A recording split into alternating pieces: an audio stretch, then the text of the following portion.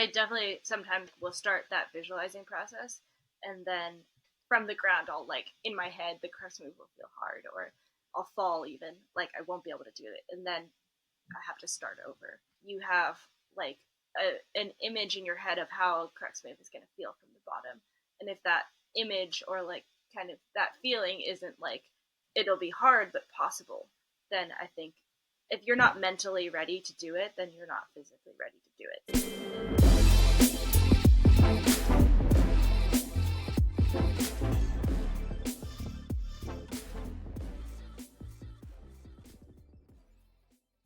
All right, Katie Lamb, welcome to the Testpiece podcast.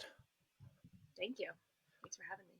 Katie, you have been on an absolute tear these past few years, and it's culminated in the groundbreaking send of box therapy V16. You are the first woman in the world to climb V16. Congrats, Katie. It's just so special. I'm just so happy you're the one to be in the history books for this. But of course, you're more than just this lay ascend, and that's why we're here today. You told me that the longer form style of podcasting lets you communicate the type of climber you are, like your vision for climbing and how you've chosen to interact with climbing. You said maybe Instagram is not the best way to portray all of who Katie Lamb is, other than just a quick headline with your lay ascend. Yeah. Yeah, I'm excited to be here, Josh. Thanks for the kind words. So I wanted to start out with my favorite memory of you, Katie. It's February 2019. Climbers have gathered from all over to compete in nationals. We're in the stands watching, and of course, cheering our friends on as they climb. And Katie, you're cheering very hard and very loudly. And I'll never forget what you yelled because me and my wife still use your words of encouragement as an inside joke to this day. Yes, Katie, you were yelling at the top of your lungs, "Take it! It's yours! Don't let your dreams stay dreams!" And so, ladies and gentlemen, that's the Katie Lamb behind the Lay's V16 Send. And I just wish I had been there to yell those same things at you while you were on box therapy. But I guess you have them deeply internalized at this point. So, Kate, thanks for that hilarious memory and taglines that I literally do still use to this day. And congrats again on box therapy. Thanks, Josh. Yeah, it's good to be rowdy at the comps every once in a while.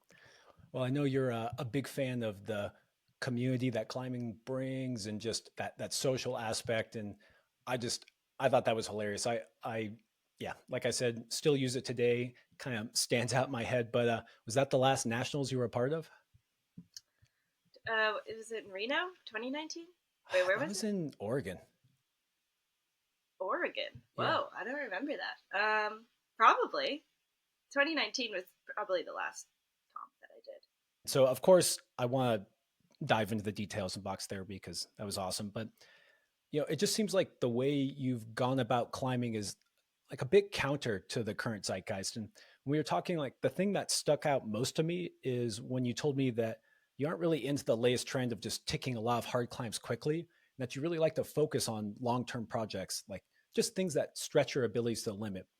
And just can you tell me more about why you'd rather do that than just doing things quickly and easily?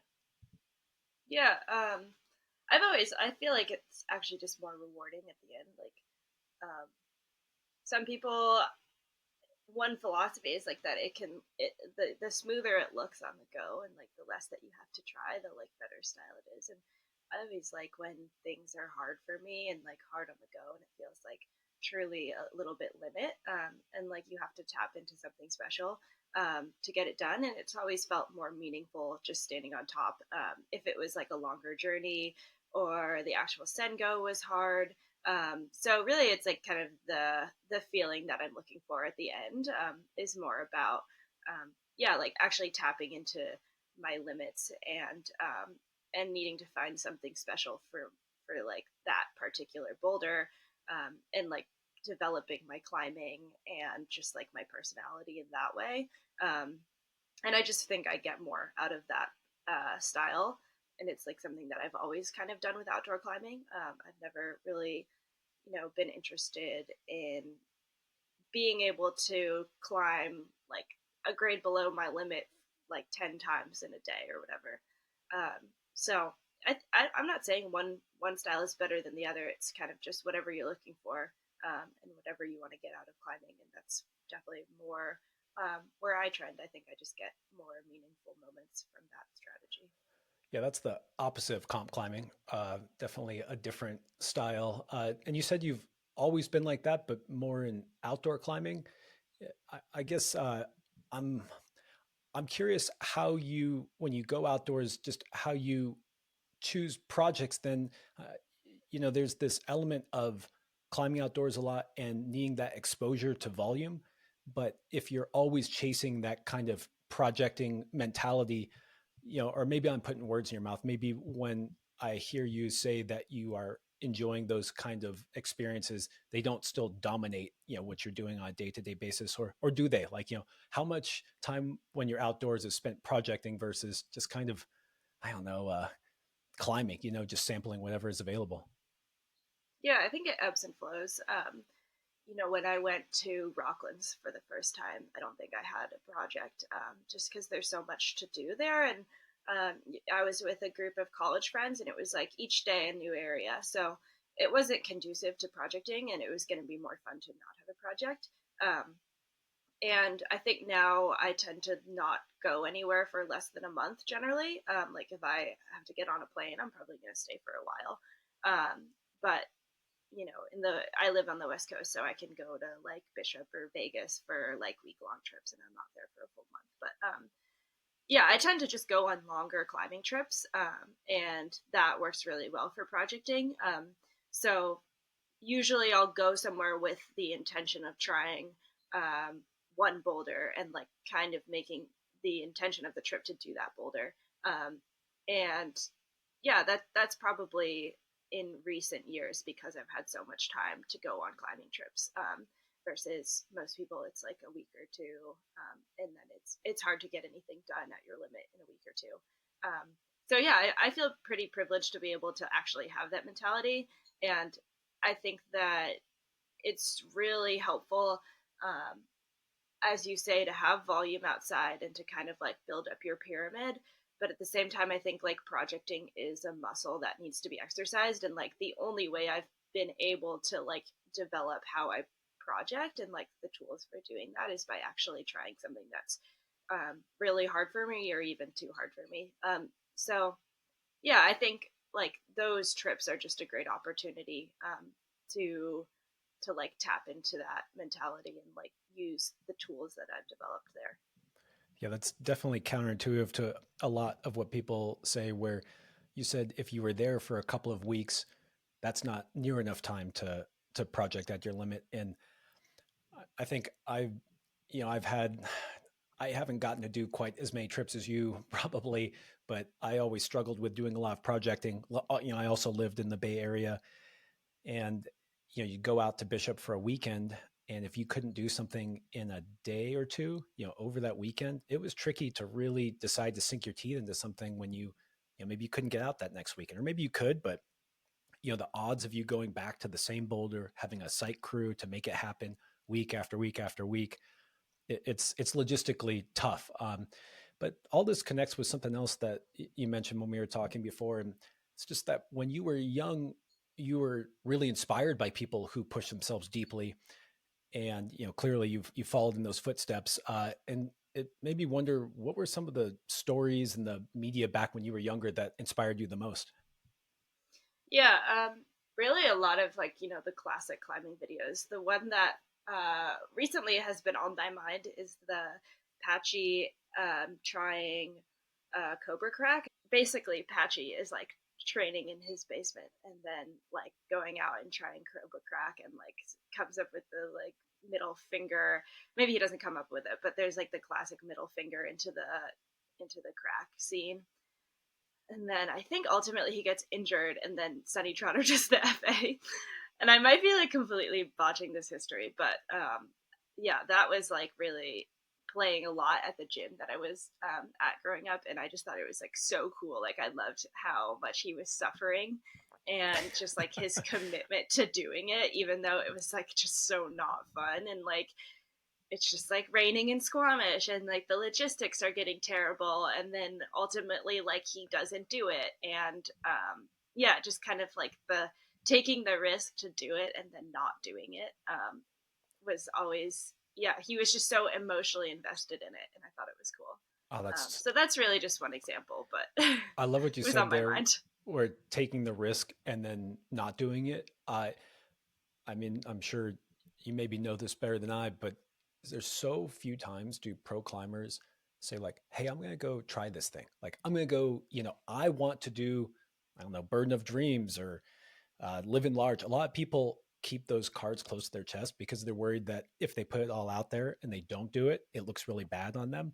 And I just like hearing you say that willingness to try and even maybe fail. I got if I had if we weren't on a podcast right now, I would look this up. Patchy is definitely the king of suffering. Like I think he's trained everyone. He knows how to suffer. I want to say, was it like Didier? I know you're right on Sunny Trotter. Oh, Was you're it right. It was Didier? Didier. Yeah, Sorry. yeah. Yeah. But Patchy was in that video, I think. I mean, Maybe. talk about suffering.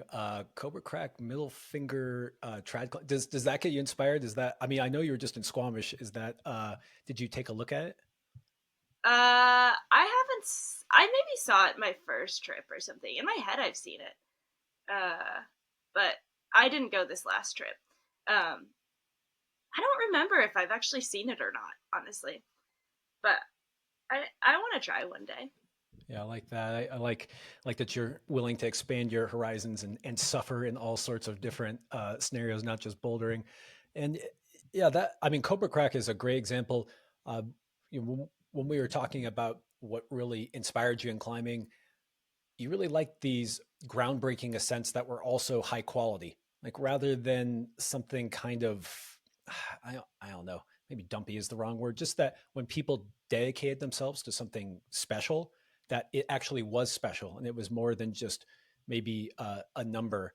And what made me wonder is just how do you pick which things to dedicate yourself to, and yeah, just it sounds like you're willing to even put yourself into the realm of potentially not sending. So yeah, actually, just how do you pick what you want to get on next? Yeah. I feel like it's always felt somewhat obvious to me. Like I don't spend a lot of time being like, "What's next?" It just feels natural.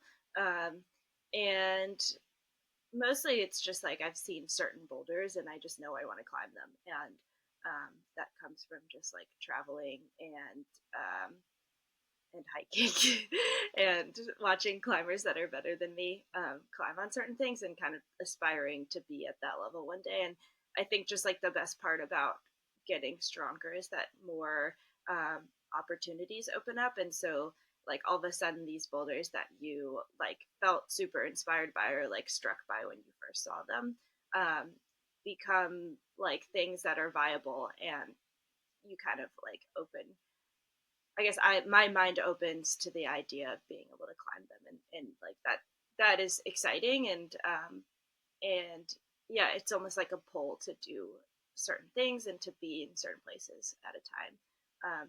So yeah. Yeah, you mentioned just this is on the idea of projecting and what where you feel that pull. You said that that moment when you realized that you can do something was super motivating, and then you also said that what was really fun too was when you basically proved yourself wrong. Like it was a boulder you had seen maybe years ago and you just wrote it off as like, no, that thing's impossible. And now going back to it and having that moment where you thought, oh, maybe I can do this was really inspiring to you. Is that part of that love of projecting? Yeah, definitely. I think it's always more exciting when you think it was impossible. Like so many boulders that I've tried, the first session it feels impossible, and kind of, yeah, having the confidence to go back and realize that maybe it's not impossible, and like try to find like the micro progression until it actually feels doable is really fun to me. And yeah, also just kind of having those memories of like younger years when I've been at the boulder and then watch someone else do it, and like it looks so hard or it just looks so out of my style that I rule it out, and then coming back to it with kind of a fresh perspective.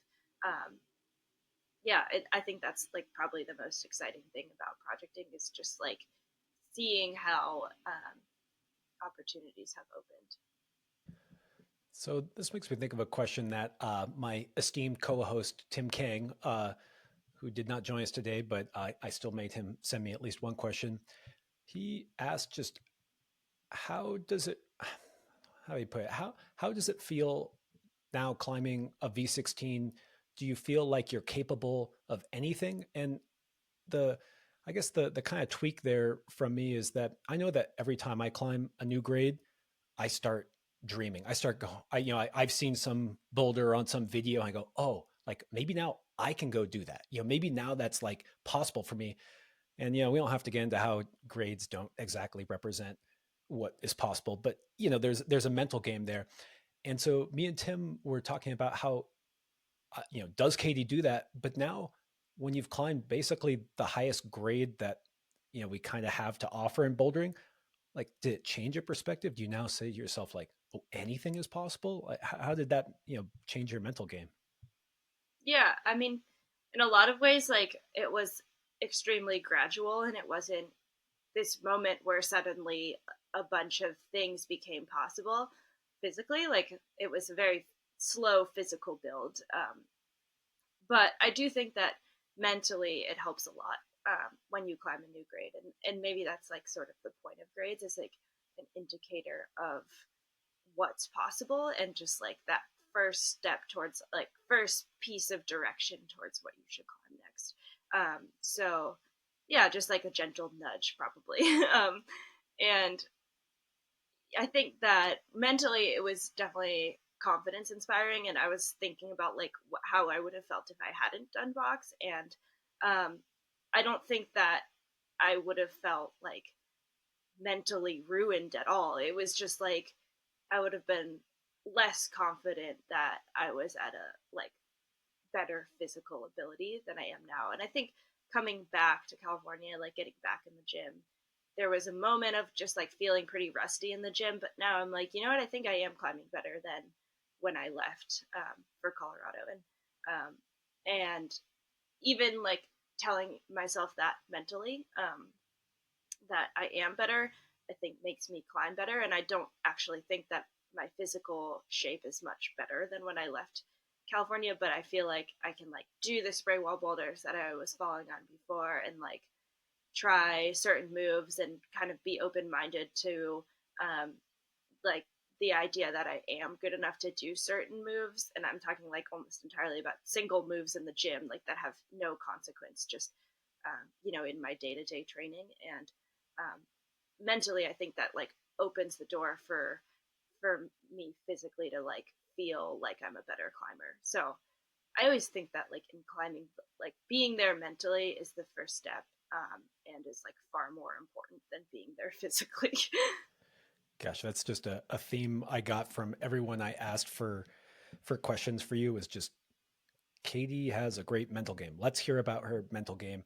And it's just interesting to hear you say that the change you had in box therapy, or coming back after that trip, how you had this shift in your confidence. And I don't know. I want to dig into that, but I also want to point out something really interesting where you asked yourself that counterfactual. You're like, what if I didn't do it? Like, how would I feel now? And it's so interesting that the reality is your physical limit or your physical ability probably wouldn't be that different had you not shown up that one day and had that try where it came together.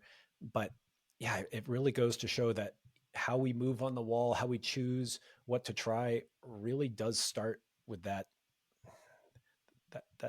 confidence in your head. So I just love that I love that you pick it out as something crucial for your climbing and show how it really impacts you even in gym sessions and day to day. Yeah, totally.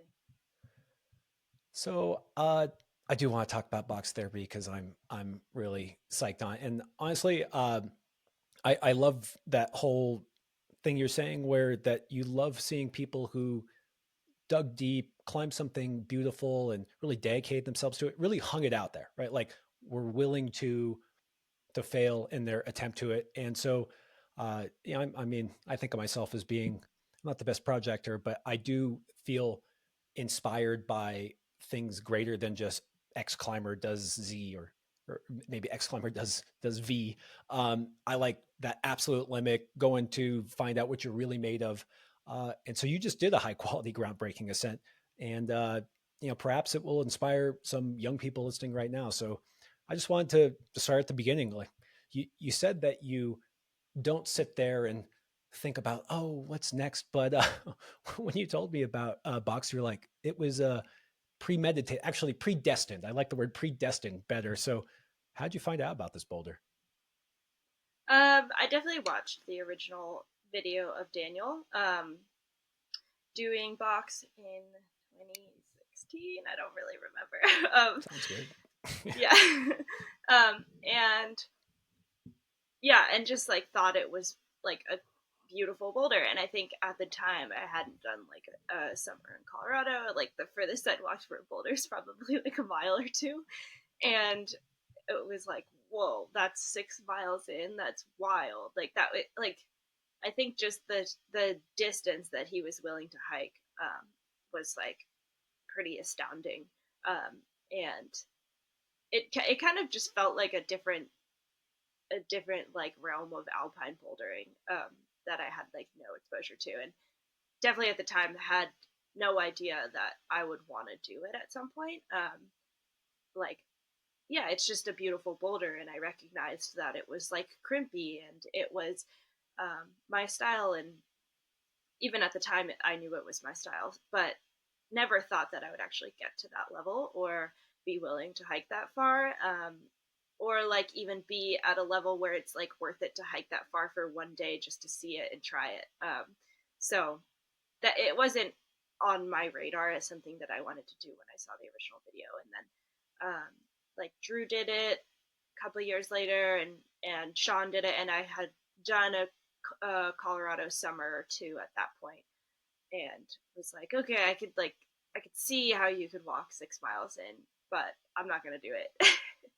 Or like I'm glad that my project's not 6 miles in because that sounds heinous. Like I feel like I remember listening to Drew talk about how he was so glad he didn't have to do that hike anymore, and I was like, wow, yeah, I'm really glad I'm not trying that boulder. I don't want to ever try that boulder. And then I think just more recently, it's felt like the next obvious thing to try for me because of style, and because I wanted to try something that like truly felt next level hard. Um, and Colorado's pretty familiar to me at this point, so just wanting to do some new stuff and like feeling confident in my hiking legs and up for the challenge. It felt like the right time, and I think slowly it like became apparent to me that I should try. And I think like even last summer I was in Rocklands and was like, yeah, I'm excited to go to Colorado next year. I want to try box, and I feel like I was telling people pretty early on that I wanted to try it. That's cool. Yeah, you've said that it seemed like it checked all the boxes for something that was really difficult in America, and something that you were looking to level up on. And I just wondered what those boxes were. It sounded like crimpy, kind of, I don't want to say local, but you stay in Colorado for a while. And I just wonder what other boulders were on that spreadsheet where you said, okay, this would be cool. This kind of seems like my style, but it's in, I don't know, Italy or something. So I'm not going to go there. Like, was there anything else in the running that uh, ended up getting pushed out for now, that was of similar difficulty or similarly attracted to you or for you? Yeah, definitely. Yeah, I feel like there's like a whole bunch of hard boulders that I think like aesthetically are like so beautiful, and whether they suit my style or not, I want to do them at some point. But something like Bugeleisen, like the season seems tough. I've like never gone climbing or outdoor climbing in Austria. Um, but I definitely want to go try Bugeleisen at some point. But it was just like logistically not going to happen. But yeah, I'm kind of sort of blanking on like some of the other stuff. But like maybe like in Rocklands, like living large, logistically hard for me right now because I wasn't going to Rocklands, and it's like I don't know. I've never even seen it. But yeah, probably like Bugalizen is the one that fits the style the most. In Japan, like United and decided. But I am going to Japan in the fall, so Oh, that sounds yeah. awesome. It's interesting. You keep saying, or you keep saying that box was your style, and just from listening to other interviews that you've done, I've kind of heard you say in cut, steep, bad feet, technical, uh, and something that just pops out to me is it sounds like your style is similar to Daniel Wood's. You pointed out another climb that was like that. This Myrta, which is I think that's how you say it, Myrta, I in think so.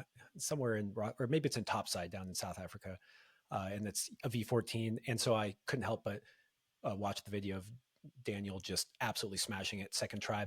I just find it interesting that when you talk about your style, it it's hard not to associate with climbs. The climbs that you're using as examples are climbs that Daniel has done, and Daniel is known for being, I mean, yes, he has just fingers of steel, but he's really kind of burly and kind of like it's isolating slow style. And I guess uh, if we dig into a little bit more of what you think your style is, and I know you don't climb exactly like Daniel, but why do you think that you do well on these kind of climbs that he also does well on? What does it say about your style that, if I put you next to Daniel, you guys look a little different? And yeah, can we dig in a little bit more onto your style? Yeah, and first of all, I mean Daniel is like absolutely prolific in terms of the hard boulders that he's put up. So it's honestly hard to talk to anyone who's like, dream objective isn't one of his FAs. But Good point. yeah. um, but yeah, I think if I could have like any style in the world, it would probably be like Ryuchi, like super bouncy, um, or just like it's kind of a Japanese style in general, like all like float and bounce. And I absolutely like do not climb like that. And I also, I mean, I wish I had like strength like Daniel. I actually don't think that I climb like him. He's good on like open talon um, holds. Like I think of his feet just like taloning into something, and then just like he isolates the position. And I definitely try to climb like that. So maybe my style is evolving more towards that. And I think that like a lot of the crimp boards that you see these days like climb like that, like my friend Dave Fitzgerald definitely is like super good at the like lock off, isolate, like one body part moves, or like Aiden Roberts is like also that type of style is like really fun to watch, and I think something that we should all try to emulate. But yeah, I don't know. I think I don't love my style. I was thinking about this generally, just watching videos on the spray wall, and it's like all twist. It's like if you take that classic crimp style and like make it a lot twistier. Like my I have this weird knee issue where my knees point inwards. So like if my toes are straight, then my knees are like collapsing in. And maybe that's pigeon toed. But anyways, it's like very noticeable, and my knees have always been like this since I was a kid. And so it's really hard for me to get frontal, like to open the hip and like pull with the toe.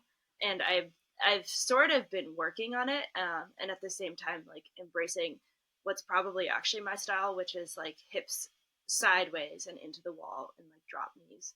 And even like I'm pretty good at the super exaggerated drop knee. Like the ones that look like it'll break your knees, like don't hurt my knees at all because they're just turn inwards.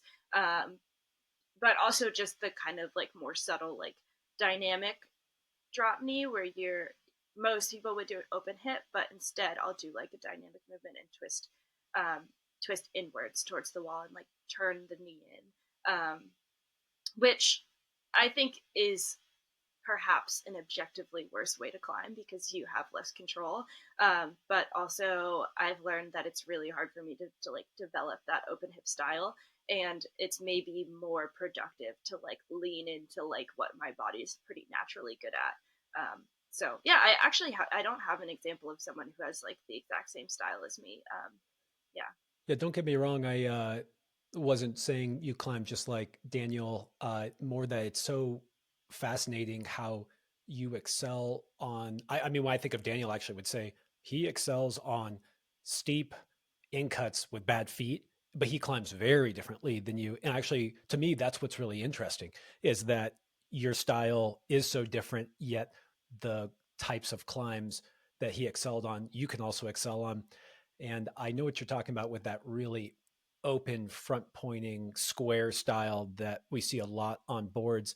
But that hip in, I don't know. Don't be so negative on your style. It's clearly got you to where you are. But I love that you recognize it as uh, something that you lean into, but maybe you need to expand your repertoire for the things you excel at because it sounds like maybe certain boulders. I remember you talking about the nest not working so well because that is like a big open hip foot that you really need to rock onto. And so you have to be really square there, huh? There's no, well, maybe that's your sport climbing background too. Totally is. Yeah. I was thinking that too. Well, it always seems to me like the best people, like I think about, Ethan's a good example of he's really twisty and has that sport climbing, but he knows how to climb square as well. And I mean, really, if you want to climb everything, sometimes you got to get outside your comfort zone. But well, let's go back to box and you know I've never seen the boulder, but I do remember when Daniel did the first ascent. It did have this kind of mystique about being deep in the alpine uh, and just beautiful. And I would love it if you could just kind of paint a picture, like what's the context? What's it like being up there? Yeah, it's pretty wild. It's 6 miles into Wild Basin in Rocky Mountain National Park, and you are actually on a trail for like 5 miles, but you don't see very many people. And then you kind of like the last mile you cut into the woods, and it like sits in this basin, and it's the largest boulder in the boulder field, and like sits at the bottom of this meadow where there's like this stream running by it that's coming down from Box Lake, which is like 5 minutes away. And yeah, there's actually a pretty large talus field up there, but nothing too huge besides Box. Actually, there's some big talus, but a lot of it doesn't go. So it is like you'd walk into this basin and the first thing that you find is Box, which is pretty cool. And I liked to think about like just how Tommy found the boulder, and like it's just you can just like picture him kind of adventuring in Arm and P. Like he lives in Estes Park. He's just like walking around 6 miles deep because he's like God knows why. He's just like looking for stuff, um, and like stumbles upon it. And it's just like really cool to think about him finding that boulder for the first time, and being like, "Whoa! Like, is anyone gonna come back here? Like, I just found this amazing boulder 6 miles in." And then like coming back and doing the stand. So it really is like cool to just feel like nobody's gonna find you back there, and you really like entered a different realm. And there is like kind of maybe a little bit of that feeling that like alpine climbers get of just like it's just me out here trying to climb something, and it's like so beautiful, and yeah, you kind of feel like pretty immersed. And what's funny is that I actually did see a lot of random people up there. I saw like a fisherman one day at Fox Lake, and some other climbers. And yeah, it's funny. It's just like you see another human, and you're like, "Whoa, what are you doing up here?" But I think that's pretty rare to find other people. I saw your comment on 8A, which was alone in the meadow, and it made me think, like, was that not just the first female ascent of a V16? Was it also the first solo ascent of a V16? I don't know. I'm not sure, but just Interesting. tossing that out there. I find it, it's weird. Whenever I climb alone, I really like climbing with friends. Big surprise, we all do. Well, most of us do. But the few times I've climbed hard outside or on my own outside, it's a special little switch. Like sometimes it's really hard for me to get into the try hard zone, but when you do, there's something really beautiful about really being out there, really out in the cuts, just banging your head against some sharp boulder. But that must have been a really special moment. That's really cool. Yeah, it was definitely it was pretty wild to be there alone, honestly. So I got to point out, just because we're talking about Colorado, Alpine, West Coast, it always cracks me up. In Colorado, you hike and you hike far. And then typically you climb in just talus out of a hole. I always say that Colorado just has terrible, they do not have a lot of proud lines, but then it's like the most majestic place ever. Like, this, the Alpine. And so it always cracks me up when you're just climbing out of a hole, you're like sessioning in this really uncomfortable talus field, trying not to dab. And then you get on top and it's just, you know, a meadow at 11,000 feet, just with, yeah, and the Rockies are so impressive compared to the Sierras. They just seem so vast. And yeah, I don't know, it's just funny, the Colorado style of hike an hour or more and then warm up on V12 and then try ascent. It's just, yeah, that's Totally. It's a lifestyle. yeah, Um, yeah. Keenan and I have since come back to California, and we were in Yosemite, like looking around, and we're like, "Oh, that's kind of cool." And it's like some random like climb out of a hole, and we're like, "Wait a minute, no, that's Colorado vision." Not in Yosemite. That's like I know. the Yosemite may have the most striking lines in the world. I might argue that for bouldering, it may have the best lines in the world. But I You got to probably, retrain your vision. yeah, yeah. Look at that. Did you see that little dumpy thing? No, I shouldn't make fun of Colorado. It's wonderful. It's got the densest climbing really out there, it feels Definitely. like. So, this hike keeps coming up and it's hilarious because it really goes hand in hand with the boulder. I'm just wondering, like, how long does the hike actually take? I hear 6 miles. I know I was talking to Andy about it. And Andy, your brother, was just like this idea of, I would never do that hike 2 times in one day. And everyone who talks about that boulder is just like, yeah, I want to get it done so I don't have to do the hike. How miserable? How long does the hike take? Yeah, it's actually 6 miles. That's not um, hyperbolic. One way, 12 miles round trip. One We way, were brutal. clocking like 14-mile days on my phone, and just like from like walking around. Besides just the hike, but yeah, I would do it in 3 hours when I was alone because I was going slow. Like I was like intentionally trying not to exert myself, and then when I did it with other people, like when I did it with Andy, it was probably closer to 230 or 220, maybe 240 actually, somewhere like 2.5 hours. And yeah, we were moving a little bit faster. He's got longer legs and it's harder to move slow. But yeah, I think that there is like an element of like if you hate the hike that much, it's really hard to do the boulder, and you need to come to terms with it. So I feel like I knew that going into it, and like on the first hike up there, I was just trying to have fun, and yeah, on subsequent hikes, it was harder to have fun, but still just trying to keep the vibe light and um, like really think about like, oh, there's people out here that are doing this for fun and have no intention of going climbing after this, um, and like trying to enjoy like being out and like being with friends and not sitting at a computer. It's so hard for me to wrap my head around long hikes with no destination.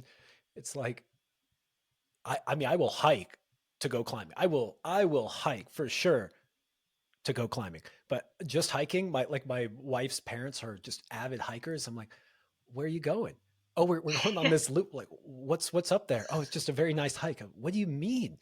You know, um, well, yeah, you made this comment on another podcast that just cracked me up that didn't get called out. But you said you just gotta get used to hiking in Alpine. Like you gotta get used to that suffering of like leaving work to go hike, and then for an hour just to get on your project. And it just cracked me up because it made you sound like a normal weekend warrior, and you're like, I I put my pants on just like everyone else, one leg at a time. Except when my pants are on, I climb V16. That was totally like this weekend warrior style of, yeah, I just, go after work. And I just thought it was really interesting that you have really climbed at such a high level while still working and just, you know, how do you keep your, how do you switch between those two? How do you go to work for the day and then, put your boots on and hike for many hours and have that mindset of sending really, really hard? How do you balance those two? Yeah, um, I think actually when you have a hike, um, like in Colorado, I would work not on box days, but on a day when I'm going to like Evans or something, or not Blue Sky, God, we need to, but I think that I like work the morning and then my brain is like in work land, and it's actually really hard for me to like flip the switch and be in like climbing mode. So when I'm in Colorado and I have a hike to like break it up, and like just kind of like tune out of work mode and like kind of refocus, I think that's actually quite helpful. When I'm in like Yosemite, for example, and I'll work a morning and then go climbing and it's like everything's roadside, it takes a minute for me to kind of like switch over completely to climbing mode, mentally. And sometimes I'll like take like a super long lunch, in between working and climbing. So I do think that there's like definitely something to be said for like needing to mentally switch over. Even on gym sessions, I'll work longer days when I'm climbing in the gym, and then like go to the gym in the evening. Um, and sometimes I just need to like stretch or like socialize or like not climb for a minute. But yeah, I think on other days it's helpful to have work, like when you're in deep projecting mode, and my body's just like exhausted and I'm like mentally exhausted from thinking about climbing, then it can feel pretty good to like have a deadline that I need to like meet for work and like fully switch over into like, okay, now I'm just like sitting in front of my computer thinking about this stuff instead. It's like almost a relief to be not thinking about climbing. So yeah, I think sometimes it's really hard to have like two worlds, and I actually just feel pretty busy, from kind of feeling like it's work in both worlds. But at the same time, having that balance is really helpful. And there's been climbing trips that I've gone on where I'm not working, um, and it becomes like pretty mentally exhausting if you're that invested in projecting, to be able to like keep returning to something over and over. I love this. Is this your pro tip for people who want to get good? Get a job. I, uh, I really do resonate with that whole concept of part of the warm up is just switching your head into the mode of what you're doing in front of you. Hikes can be unfun when they go on. I hate when hikes are just like a little bit too long. Like Yeah. you're getting all psyched, like you're all joking and laughing, and all of a sudden it gets kind of quiet and people are kind of huffing and puffing. Or maybe it's just me. I'll never forget going. I spent a few summers in Colorado, so I'm coming from sea level, and I would follow like my good friend Daniel Fong is just a hiking beast, and they're like, yeah, like let's go up here, and they're just running, and I am just dying. And I get there and I'm like, yeah, this is fun. I like this. I don't feel bad at all. Yeah, so actually, so on my first trip up to Box, there's all these signs that say like all stock prohibited besides llamas. And I was like, wait, you can bring llamas up here? Like, we should just hire llamas instead of carrying these pads. And then I looked at the price on llamas and they're pretty expensive. And also, apparently, they're like You not actually that looked it up? cooperative. Yeah. Yeah, I mean, it's like heinous hiking pads up there. Like, if we Uh, had llamas, it'd be super chill. But they're not that cooperative, I've heard. Like, they can like spit on you and like it would probably just slow you down a lot. So that's also a logistical problem. I like getting to share that kind of what it really takes to climb an alpine, climb 6 miles deep. The tactics that get brought by someone like you are just they're different than a lot of people realize. There's ladders, there's heaters, there's shovels. When you first started going out to box, was it snowed in, or what did your first tries look like out there? Yeah, it was definitely very snowed in. Like, we brought a shovel, um, and didn't really expect to climb. Was mostly shoveling. I think we climbed a little bit, once we had it all shoveled out, but we were pretty wet. And like, you need a tarp. And if something's more roadside, as you say, I'm bringing my ladder, my heater. Like, if it's warmer than like a fan and multiple pads, it's like with bouldering, you're just carrying so much shit, and like it actually really helps, I think, to carry like a ton of stuff. But It's kind of funny because I feel like, alpine climbers, it's all like carry less and we're moving fast. But yeah, I think like the first sesh, it was mostly about going up there, trying to find the boulder in the snow and see just how heinous it was up there, and doing a big digging expedition. So yeah, kind of like fun to have no expectations of climbing, and be in like full adventure mode on that first day. Yeah. It's just funny to think about you hiking 6 miles each way to Shovel. It's like, again, it's like, are you hiking to go climbing? No, I'm gonna think about climbing. I'm gonna shovel and bring a tarp. Uh, yeah, some people just show up to the boulders. They'll climb on whatever in the sun, and then they just only give it burns from the start. And I just, it's just fun again about hearing the concerted effort it takes to really climb at your limit. And that reminded me of, again, something I heard on another podcast you did, where you talked about how you thought if Keenan and you were just like an objective third party that was near people climbing on their projects, that a lot of times people are just making such basic mistakes that you could just say, hey, have you ever thought about this? And they might be able to send grades harder, or a project that they really wanted to do without going back into the gym and hanging on a hangboard for 2 years.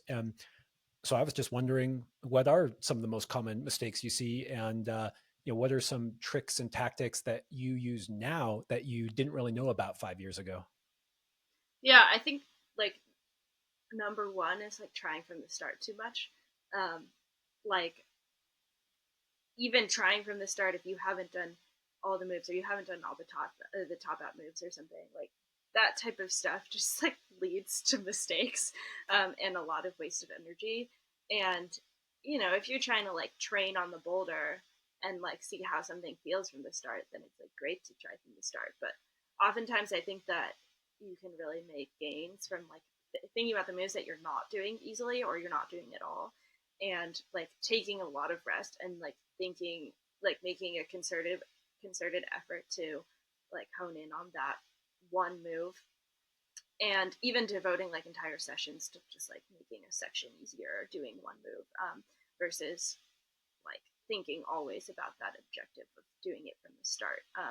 And I think it can actually be kind of helpful to like dissociate from what it'll feel like to try from the start, because you can do a move and it feels super limit, and it's like the ninth move on a boulder, and I think it's easy to lose heart because you're like, well, that was at my limit single move and it's 9 moves in, like I have no chance of doing this, versus instead thinking about like why it's like so hard for you, um and like then I'll go back and I'll say like, how do I make this move that's at my limit feel a lot easier, and how do I like ingrain it in my muscle memory so that I do have a chance of doing it from the start. And also like moves 1 through 8, how can I make those like as optimized as possible? So yeah, I think that also comes with having like the right stuff to not try from the start. Like I'm telling you, the ladder is essential. I have like a step stool, and if it's like close enough to the car, I'm gonna bring it no matter what. Like even for brushing and like looking at holds and feeling, it's so much nicer than stacking pads and then rebuilding your landing. So yeah, the ladder is essential. Sometimes I can climb alone with it. I'll just kick it away when I pull on. And if you have someone with you, like getting a push through a move, like taking a little bit of weight, or talking it out with people, or roping down the boulder. Even if something's not highball, I'll often rope down just because it's the easiest way to try a move, as long as it's not overhung, or like super overhung and you can't get in. Or even top roping the boulder, like having someone belay you and while you're trying the top, is a lot nicer than self belaying often. And then I think, like, kind of in the same vein as bringing a lot of stuff, so much of the time you're like trying too much and your skin is getting bad or it's getting hot. And so, like, making sure that you take enough rest to have cold skin. If you have wet skin, then like bringing your fan, even though it's like so ridiculous how many fans are out at the boulders, it's like we just need to get over it. It just requires a lot of gear these days. And for me, I have super dry skin and I'm always cold, so I bring my buddy heater, even if even if it's like 40 or 50 degrees, I'm like bringing my body heater because I just know that if I sit for 20 minutes and take as much rest as I want, that I'll be too cold to climb after. So just thinking about like what conditions you need for your skin and trying to recreate that as much as possible within the limits of like how much you're willing to carry. Um, and also being willing to do 2 trips to the car. Always worth it, in my opinion, versus like one heinous trip. Um, and bringing enough pads. Like some people are just afraid and like they just don't have enough pads. So like kind of rallying your friends to bring pads or just like doing an extra trip, I think is helpful. But yeah, like I feel like those are the basic things. Like people are trying too much from the start, and like getting greedy, and it is really tempting. You're like, maybe I can fluke it, and some people are good at fluking it, but I almost never fluke it. So I'm a yeah, fluker. I'm a fluker. But I think that comes from this idea of really preserving skin. And sometimes I'm just like, I know I can do this move, so I'm just gonna start from the beginning. Those were amazing, Katie. And I gotta say, I still see a little bit of that sport climber come through where I definitely get in my head when I'll do a crux move and it's limit. And I'm just like, yeah, but it's limit. Like, how am I going to do those moves before it? But I know the sport climbing mentality is often, oh, I did all the moves. I can do it. I just have to do it. Like I did the hard move. So I thought that was really cool. And when you're talking about red pointing and skincare and resting, it made me think of, so let's use box as the example. So well, first of all, I guess how many red point attempts could you give it in a day? And the next step in that is, how do you make sure that those attempts really count? yeah. I think if I so a good red point attempt for me in like the last 3 sessions that I was trying it was sticking the jump from the ground and falling in the stand. That was like a good attempt. And if I did the bottom well, I would get through every time. Um, like from the sit start moves, then I could get through every time. So I could probably have 4 good attempts in a day where I was sticking the jump, um, and maybe three or four, um, and then I would start linking from like not starting at the start, but linking from lower down into the stand. Um, and yeah, I think that it's a little bit nerve wracking when you know you only have 3 or 4 attempts, and I think that's pretty standard for a crimpy boulder that's long. Um, and I like to rest at least 20 minutes between goes, between like good red point goes. Like if I stuck the jump from the ground, I was resting 20 to 30 minutes after before even pulling on for an individual move. So if you have like 4 good attempts from the ground, then like that already eats up like 2 hours of time. And then I do like an hour of warm up. So you're already at like 3 hours on your session. Um, so just kind of being willing to like walk up there and maybe only pull on like 6 times total, plus your warm up, um, is a little bit nerve wracking, and requires patience. And I think just like, yeah, having the patience to rest long enough to give yourself good red point attempts, and then also knowing when your skin is too bad to keep trying because you'll dig yourself a hole, or you're just like too tired to have productive goes, and it's more productive to focus on a single move that maybe like works a different part of my body, or like my fingers are too tired for one move, so I'm going to try like another move that has a slightly larger hold.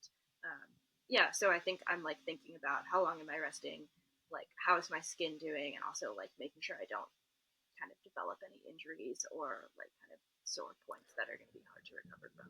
So are you like literally setting a timer? Are you just kind of trying to intuit how you feel? And let's say you decide, okay, like it's go time. Um, do you have any kind of rituals? Do you do any visualization? Like how do you because you feel that pressure for those? I actually was surprised when you said 4 attempts, or 3 attempts even. That's a decent amount on something that long and that thin. Uh, when you go and you sit down and are about to pull on, how do you make it count?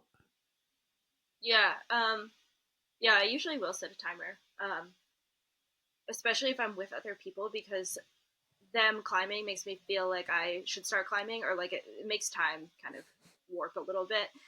So usually I'll set a timer. Sometimes I'll like crossword and try to like fully distract myself, and the crossword app has a timer on it, so I sort of know. But and then other times I'm just gonna fully intuit it and just zone out until I feel good. And usually that'll be like 30 or 40 minutes. But yeah, I think then once my timer is up, or my mental timer is up, I'll like do a full brush down if I haven't brushed immediately after trying the previous attempt. And then like make sure my skin is right, whether that's getting it warmer or getting it colder. Sometimes I'll do like one hang or one move just to make sure I'm feeling good. And then like yeah, I'll have a process of like putting on my shoes, and then I'll probably do like 2 to 3 minutes of visualizing, and run through the whole boulder in my mind like really slowly, like at the speed that I'm actually climbing it, not like as if I like try to just close my eyes and like feel myself doing it. And yeah, and then I'm pretty much ready to go. Oh, that's so cool. When you are visualizing, are you like really dialing in those micro beta? Like, you're like, okay, I see that crystal for my toe, and I know I just need to like lean over a little bit more. How in depth is that visualization? Yeah, it's pretty in depth. Like I think of like there's that ultra video of him like climbing on that has his like trainer like holds that like pushes against his hands. And I honestly like it looks ridiculous, but I feel like that type of thing is probably really helpful. I don't do it with like a second person. I'm just like lying there, but I'm trying to fully feel it in my body. And so like from like how it's gonna look, like yeah, like there's that crystal, and I need to like exactly put my foot like that. And also just like how my muscles would feel, and like also what thoughts I'm thinking, like because I find that oftentimes I'm having the same thought over and over on one move. And like also so running through those like mental patterns, and sometimes I think when I'm breaking down a move I just need an order of operations. Like it's like first I put my toe like that, and then I shift slightly left, and then like this finger does that, and like those micro movements, it's really helpful if you have an order there, so you can just like execute it on the go and not be like, oh god, is this move feeling right? um, and yeah, so just like kind of those little mental cues I try to run through as well. Oh, that's super cool. I'm curious, when do you ever, sometimes when I'm visualizing before ascend, I'll think about like, oh, and then I'm going to get there and that moves really hard and I'm going to feel really tired. Like basically I'm saying sometimes even when I'm visualizing, I have like negative thoughts creep in where I'm just like, oh, like, this part's super hard. This part's going to be so hard. Do you ever have that, or do you ever change your visualization? Like, that conversation of trying to almost like mimic what you're going to do. Sometimes I find that I have negative things ingrained. Do you ever encounter that, or do you ever change your visualization in the sense of almost like an optimistic visualization? Does that make sense? Yeah, I definitely sometimes like will start that visualizing process, and then from the ground I'll like in my head the crux move will feel hard, or I'll fall even, like I won't be able to do it, and then I have to start over. So yeah, like going as slow on that visualization process as possible, and like continuing to do it until it feels the way you want it to do it. And yeah, I think even kind of in the gym, you have like an image in your head of how crux wave is going to feel from the bottom. And if that image or like kind of that feeling isn't like it'll be hard but possible, then I think if you're not mentally ready to do it, then you're not physically ready to do it. So sort of like, not being completely irrational about how something's going to feel. Like, not like it's going to be super easy from the ground, even if it's like a limit move for you, but within reason trying to mentally be there until you can like visualize doing a move, and then I think your body can like follow suit, and you can't I can't physically do something until I can mentally do it. So just like repeating until it feels right. Ah, I love that. I've heard a quote that's along the lines of your body can't do what your mind hasn't seen yet, and that's cool to hear you say something like that. And it it makes me wonder about your experience on Spectre, which has that really hard jump move. Which when I heard you talk about, you said it was the hardest move you had done at that time. I don't know if that's still true. When you encounter moves that you have not done yet, how does visualization play into that? Yeah. Um, I think it's probably more essential than like just yeah. I with Spectre in particular, it was like 7 sessions before I did the move. I think, and what was really the breakthrough there was having Keenan push me just a little bit, like taking 5 to 10 pounds, and then I could do the move, and then like taking a mental snapshot of what that felt like, and like kind of replaying that over and over, and like really thinking about why it feels right to do the move, like that way, and like what that little push is adding. And then like just having it in your head, like that's what it feels like to do the move, and like replaying that before pulling on. I think it's really helpful for like actually doing a move that you're like really deep in on. Oh, that's cool. Okay, last question on this visualization. I think it's something that doesn't get talked about a lot, but I know that I'm a big fan of it, and I I often say that I can still sometimes put myself to sleep by visualizing old climbs that I've rehearsed in my head. I just think it's so stuck in my brain, and I love what you said, where it kind of gives you this almost execution style thing to do when you pull on. You're like, okay, I know I do this, and I drop my knee as I go over here, and then when you're on, you're almost in this robotic like instruction set mode versus like, oh, how does it feel? And that idea of how does it feel was the one thing I wanted to ask you about. Is sometimes when you are sending at your limit, you mentioned earlier that sometimes it's not beautiful, sometimes it's not just this perfect style.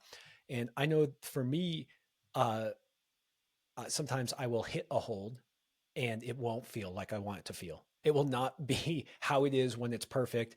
And I'm just wondering, if you're on a Redpoint go, like how do you balance the idea of like, I'm just going to push through, like it is how it is, I'm going to take it how it is, this is not how it felt when I was visualizing, but I'm going for it anyways.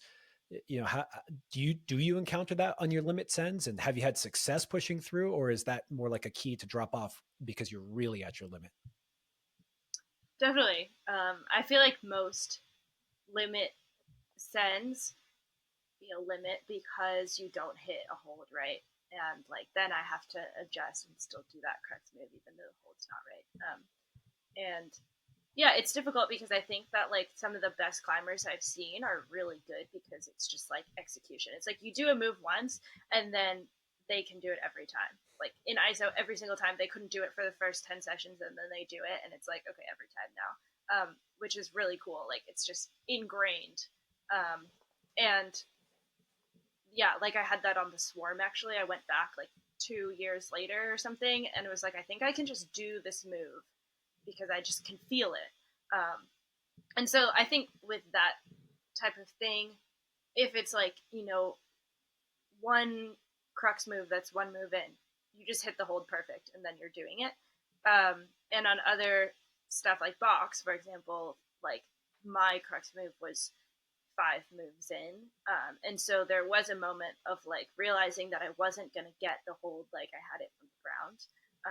And in my visualization, like trying to adapt to that, and visualizing like I don't have it good, and how do I still get through. And also in ISO, I would sometimes pull on with the hold really bad and still try to do the move. So I think that's really helpful. Like if you need to like fight through this, is it possible? And knowing that it is possible, um, especially on longer boulders. So yeah, I think it's a trade off between making sure your intro moves are like dialed enough that you only get the hold well. Like if you don't get the hold well, then like something went wrong. Versus knowing like when to fight through something, and also practicing a move as if you have the hold bad. And I think a lot of times people are not fighting through hard enough on moves because they want it to feel easy, and it's not going to feel easy. Um, That's cool. Uh, yeah, yeah, my one. I love that you include that as part of that thought process of maybe it won't feel good because it, when I come to the ground, it never feels good. And my one little tip that I've found, because I've had so many limit sends where I didn't get things right, is that if you get a hold wrong, the way to quote unquote fight through that is to actually just commit to your beta even more. Like, really do your drop knee or really get that position. And even though the hold doesn't feel good, you're going to give yourself the best chance by really embracing that movement that makes the hold the best possible. And yeah, okay, you definitely did not disappoint on the mental side of things. That was really the the most common theme from the questions I got. I think I might mention that, and it cracked me up. I think I just saw, Keenan walk behind you. But when I asked Keenan, he said that you really were next level when it came to your mental game. And coming from Keenan, that's a lot, because I think of Keenan as being extremely strong mentally climber. I mean, of course, physically strong, but just to me, what makes him special is how he approaches what he does. And what it also made me wonder is a lot of the questions focused on when you switched into execution mode. And we talked about this concept of that, or that feeling you get when you're like, oh, I can do this, and how exciting that is. And so I'm wondering if you ever have, that makes it sound almost like this linear process. It's like, okay, I find the boulder, I try a little bit, I know I can do it. And this actually was a question from a patron too, Andrew. Like, do you ever have, do you ever go backwards? Do you ever think, oh, wait, maybe I can't do it? Or do you ever waffle on that nice, we're talking about, it sounds like this nice, easy progression. Oh, I found the boulder, I did the moves, and now I'm going to do it, and I do it. But often it's a little bit more messy behind the scenes. definitely. Yeah, I definitely have like moments of waffling. Especially when I've done all the moves and I'm trying to link, and maybe the links aren't coming as fast as I'd like them to. And and I think actually like what I'm good at is like pushing through those moments of weakness, and being like, well, eventually I can do it. Like maybe originally I thought this would take me 5 sessions, and maybe it'll take me 50 sessions, but eventually I know that I can get these moves feeling easy enough that I can link them. So yeah, I think kind of going back to what we were talking about earlier of just having the mentality of like, I'm going to do this boulder eventually, even if it means that I do fewer boulders total in my lifetime or in this trip. And it's like a risk to take because you end up logging a lot of time into one boulder. But I do think it frees you. Like if if I can feel um, like there's just less pressure on me linking a certain sequence, then I can like also feel less frustrated when I don't do it, um, and kind of like give myself a little bit of space to actually think about why I'm not doing something versus just like kind of falling into a frustration that I feel like is like the downfall of learning.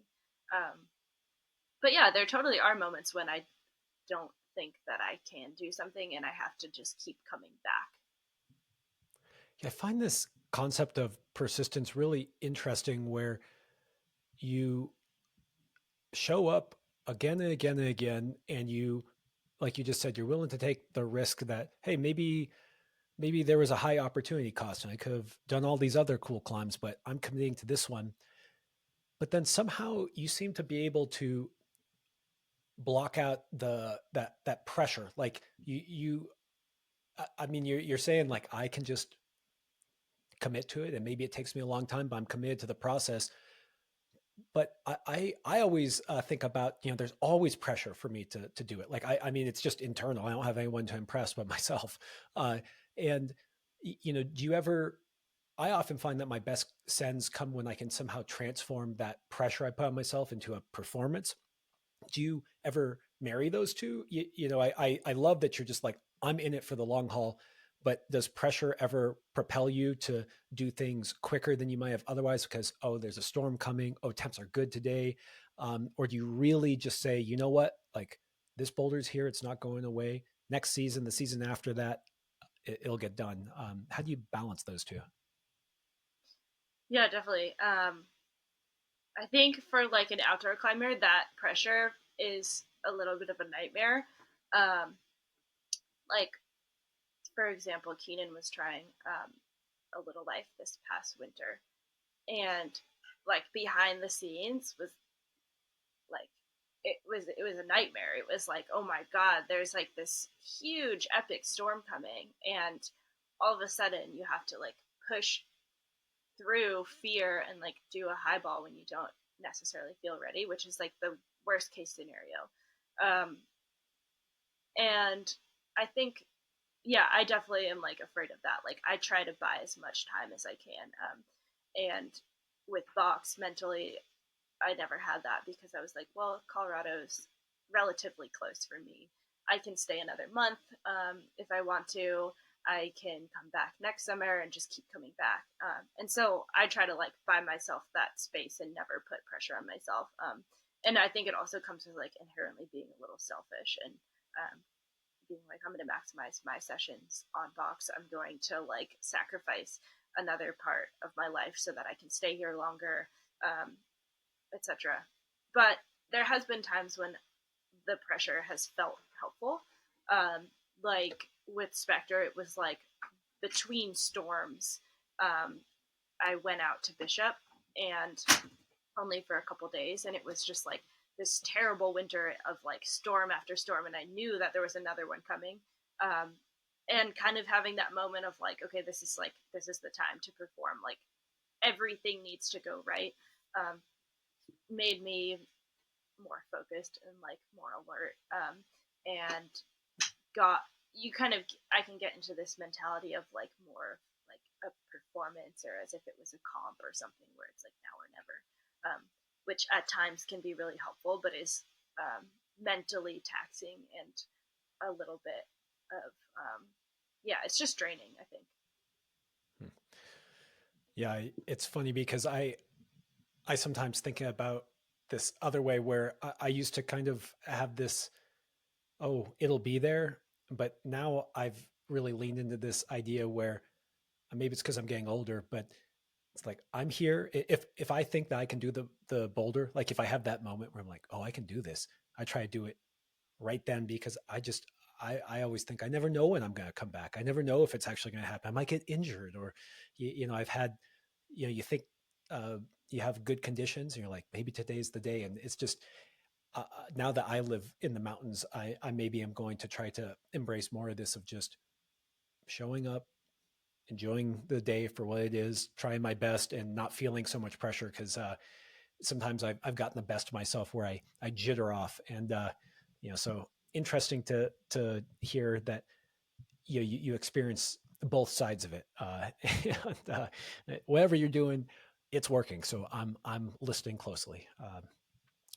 And you know, we're talking about this aspect of bouldering that is really intense, like showing up, hiking, fans, weather, skin, and I think that something that's good to communicate to people is just how much effort it takes to actually send at your limit and send these really hard things. And I find it interesting that you are willing to dive in so deep. Hard bouldering has these little windows of temps are perfect. My body feels good, my skin is good, and I have two goes, to do it. And then you have it kind of juxtaposed with this carefree style of just being out in nature with your friends. And I guess I'm wondering, like, is that what your whole crew is like, where it's just laughing, having fun, and then when it's time, it's really serious because you're not sending these really hard things on accident. It's not that you're just randomly bumping into good temps with good skin. Like, do you feel like, is that the whole crew that has these kind of almost polar opposites of like joyful, kidding around, running around, and then it's go time. I have my, this is my try for today. Yeah, I think so. I guess it depends. Like I have a crew of like college friends, for example, where none of them are climbing professionally. They all have jobs, or are still like grad students, and it's like so fun to go out with that that type of group of people because like they don't have that mentality at all. Like it's like they're trying to do their project and like it's their week long trip and they're trying to like climb their first V10 or something, but at the same time it's like about prioritizing like hanging out and being away from work for the week and like all the types of things that I like love about climbing too. Like the purely fun, like amazing parts of climbing. It's like that really comes out from that group of friends, and then I feel like I have a group that is more like whether climbing professionally or just like entire lifestyle is climbing, like that type of person. Um, it's definitely like it can be more selfish. Like I think a lot of the reason that I have recently been climbing alone is because there's that one day when like clearly it's the best day in the forecast or everyone's rested and so we're all going to go do our own thing um, and go to our own projects and yeah, I mean like with box it was like I was walking up there with the crew like for a bunch of days, but then this day was like particularly good and so kind of yeah, like Keenan went and also did something really cool that day and like we had other friends who were just at other areas and um, I think having that balance and knowing when it's go time versus like giving yourself space to just have fun and like do the parts of climbing that are really enjoyable and not worry about logistics and like how mentally draining it is to like carry so much stuff everywhere and like constantly be worrying about like little things. Um, so yeah, having that break from logistics is really helpful.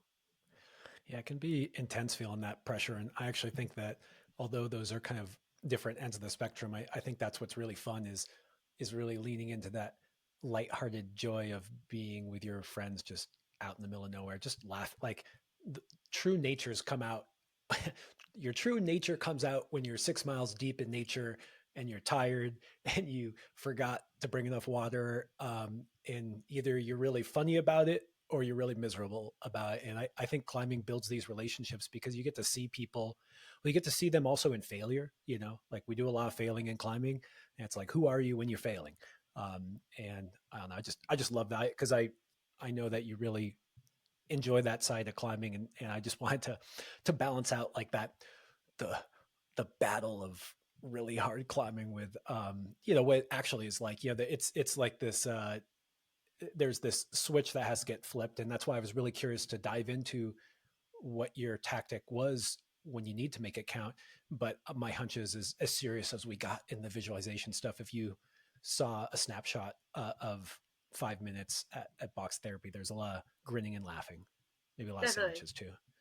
definitely, yeah. And I think one thing like that maybe illustrates this well is like if you go on a climbing trip with someone for like a month, like almost definitely the crew will like have moments of tension. Like I've never seen people go on a climbing trip where they weren't, yeah, there wasn't some tension at some point and it's like the combination of like living with each other and then also each having objectives um I think yeah, like the highs are highs or the highs are high and the lows are low on climbing trips and it definitely brings people together and also can like you see their true nature, which is cool.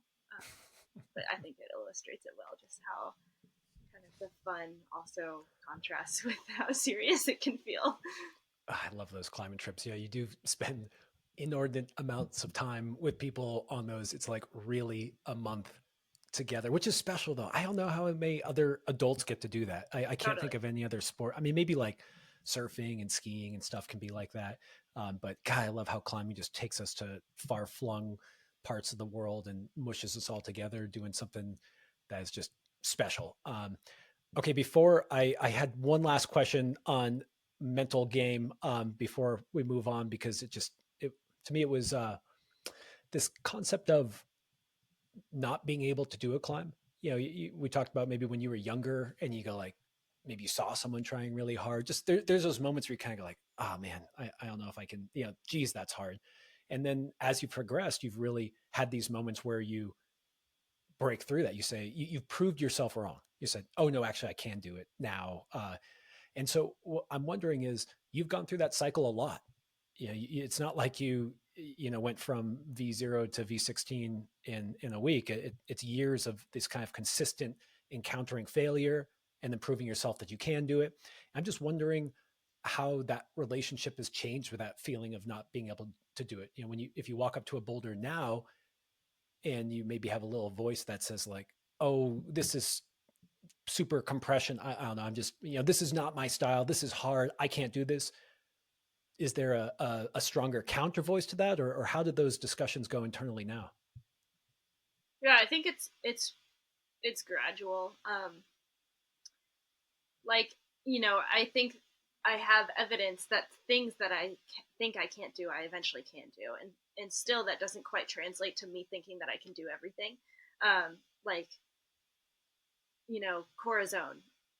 I would love to do that boulder. And like it's actually one of the reasons that I like have sort of this weird relationship with Rocklands is because there's so many boulders there that like I cannot forgive myself for like not being able to do. Like and small people have done Corazon, like Ryuchi for example.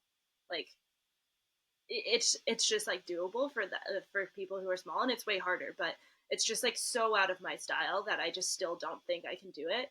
And I would love to like get to a place where I think that I can do it, because I've been like training like one-handed dino catches for the last year or something. And I don't right now I don't think I'll ever do it.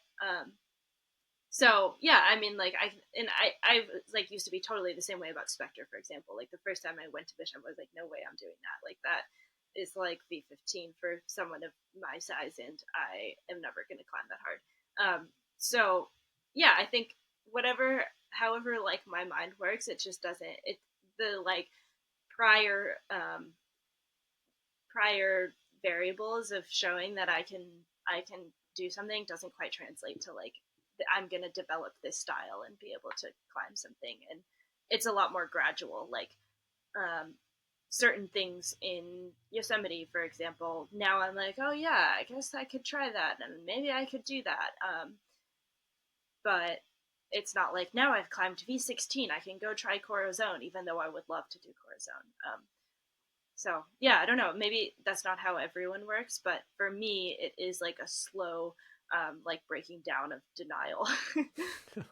I gotta ask, what are those other climbs in Rocklands that seem to be, I won't say impossible, seem to be currently improbable? And then I gotta hear, what are the climbs in Yosemite that now you're like, oh, maybe I can do that.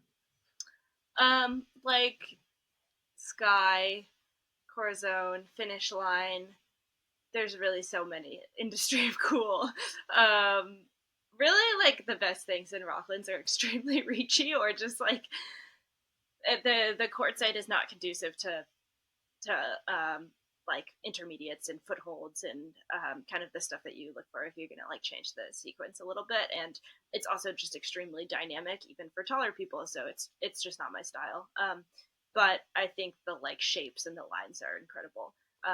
So I Yeah, I often say I I have a 6 foot wingspan. I'm dynamic. Rocklands is literally the only time I ever was like, I actually could use a bit more reach. These are actually big moves. Although I want to point out, the way you did Spectre, Carlo pioneered that, and he pioneered a way on Sky. So maybe don't give up on that one. definitely, yeah. I mean, small people have done all of those boulders. It's not like I have an excuse. I'm just bad at that. And would need to like really, really train to be able to like. And I don't even know if I actually could ever train myself into like climbing that way. It's like I feel like I've actually been climbing too long to relearn some of the way I climb. Like I cannot do these comp boulders. No matter how hard I try, it just doesn't click. um, which I think a lot of like older comp climbers have been saying, that it's like if you don't grow up climbing that way, it's really hard to change. So yeah, but yeah, I think like in Yosemite, a lot of projects really like undone stuff. All of a sudden, it's like, oh, I can kind of climb on this, and even some of the easier stuff, like there's this V10 good vibrations, and I cannot do it. But I was like, I maybe can do it now. I should try again. So a lot of the easier stuff actually, well, everything in Yosemite kind of gets like a lower grade, and Yeah, yeah, you made some comment on another pod that was like, yeah, I mean, there's tons of V15s in Yosemite. They're just graded V12, and I literally laughed out loud when I heard that. And good vibrations. If you pull that off, I, I, I've done it. I was so tipped out. Yeah, that would be an incredible send. That is not a V10 for you, Katie. Yeah. yeah, I've almost done all the moves, so I should go back this season. I love hearing about the Yosemite. Like I know that holds a special place in your heart, and that you have wanted to focus on maybe this season. Is there anything there that really sticks out as must dos? Yeah, there's a lot. I actually really want to do dominated, the low to dominator, and I've actually been trying. Since doing dominator, I've tried like 2 or 3 times this season, and it feels really hard. And I think like mentally, I'm not quite in it just because I've already done the stand and it was really hard. And it's like discouraging to me that the stand still feels really hard, even though most of the stuff that I come back to feels easier. I'm like, this just doesn't feel easier. But last time that I tried, I like actually was coming down with COVID without realizing it, and was having this terrible session, and it was like, I'll never do this boulder. So I need to mend my relationship with dominator. Wait, no, dominated. Um, and yeah, there's a lot of projects that I want to do, and like, or just I don't actually know if they go necessarily, but like things that I've seen that I think look really hard and have holds, so they probably go, just maybe not by me. And yeah, like dogwood, um, some of the easier stuff. There's this Definitely air new quotes stuff. on that. Yeah. Definitely air quotes on easier. Sorry, go ahead. I really agree with what you were saying about, I don't know, maybe Yosemite kind of kicks my butt, to be honest, but it's very rare for people to come in and just, people who are V16 climbers don't usually show up and do, oh, I did all of the V12 and up. It's there's a select few that maybe lends to certain kind of strengths, but you really have to earn your way in Yosemite. Yeah, yeah, like yeah, dogwood, cold snap, that boulder, definitely want to Has do anyone that. done cold? Did Keenan do cold snap? He did, yeah. God, good for him. Yeah, just Yeah. please tell me he didn't call it V12. Uh, In his mind and what he says to me, it's not B12. yeah, yeah, yeah.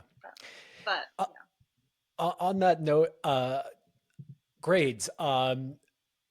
You did a V16, and I know it was an incredibly hard boulder for you. I'm just curious, when we have talked about Spectre and Swarm, and I'm just wondering, in your head, was box the hardest thing you've done, regardless of grades? How do you feel about your previous sends and those? I mean, yeah, Spectre and the way you did it, and also Swarm, when you said that you could just go back and do that one move. I was curious what that move was, by the way, but how do the grades of some of your previous sends match up to your feeling that you had doing box? Yeah, yeah, it's a little bit hard to explain, but I think a lot of people feel this way. Like, it's tempting to say that box is not the hardest thing I've done because Spectre felt harder on the go, or like the process of doing Spectre felt harder. But I know that box is harder than Spectre because I know I'm in better shape than I was when I did Spectre. Even though it was like only like 5 months in between, I just like know what shape I was in this summer and know that I've never like been that strong before. So I think that I just need to calibrate. Like I have a process of calibrating how I think I felt at the time to how like the process felt. So yeah, I think it's interesting because box was fairly linear progress. it felt in my wheelhouse the whole time. There was no like big moment of feeling defeated, and feeling like it was too hard for me and then like pushing through. And a lot of the sends that I've had previously, I've had that moment of like feeling like I'm out of my league. So in that way, like it was not as hard as some of the other stuff, but I know it was physically the hardest thing I've done by a lot. And yeah, I think like what's weird is something like Dominator, where it was like maybe the hardest like process I've been through. And it took me like 8 sessions, and at the time it was definitely the hardest thing I've done. Um and I was in pretty good shape, and it like really really pushed me, I think. And then I come back and I actually really cannot repeat the stand. And I think it's probably more mental than physical, but like that's always like kind of the outlier where you come back and it's still hard even though I know I'm better. So That's Yosemite. Yeah. yeah. Do you do Yeah. it with the heel hook? Is that how you did it? Yeah. Yeah. Oh, actually, that reminds me. Did you do box the same way as Daniel and like Daniel and Drew? The big difference I noticed is that Drew heel hooked for that kind of stand start big thrower. Yeah, was your beta similar to their beta? Yeah, it was, my beta was kind of a hybrid of the three ascents, but I do the heel for the stand, which is kind of the Hmm. big like distinguishing beta decision. um, and I think, yeah, Drew and I did it with the heel, Sean and Daniel did it with the toe. And then of the people that I've seen trying, the heel suits smaller people better, the toe suits larger people. So on this topic of grades, I'm just curious. Uh, are you driven to climb something like V17? Like, are you driven to continue to up that level? And Max Zolotukhin asked, you know, how much harder can you climb in this style? Like, it sounds like it was a linear progress, and it didn't require you to do another breakthrough, which makes me think that you have even harder sends in your future. Yeah, it's a really good style for me, and I think that they're probably like, I can't really name a boulder in that style that's harder than box. And maybe I'm just sort of blanking, but probably, I mean, I think in the higher grades, it's like there's a big like going up one grade is not linear. So the next step is definitely like filling in stuff, and then also like if there was something that was hard in 16 in that style, that would feel like a pretty logical next step. But I don't know. I mean, there's not that many 9As right now, and none of them are like amazing, amazing. So the more will go up in the next couple years, and I feel like I'll mentally kind of figure out what I want to do next. So yeah, I mean, I'm sure I can climb harder in that style. It just maybe doesn't exist yet, and like doesn't have the pull that I want right now, and is not on my radar at all. So other stuff is definitely on my radar before climbing 9A. Yeah, Boogle Eyes and Sit would be quite a nice addition. Talk about just beautiful lines.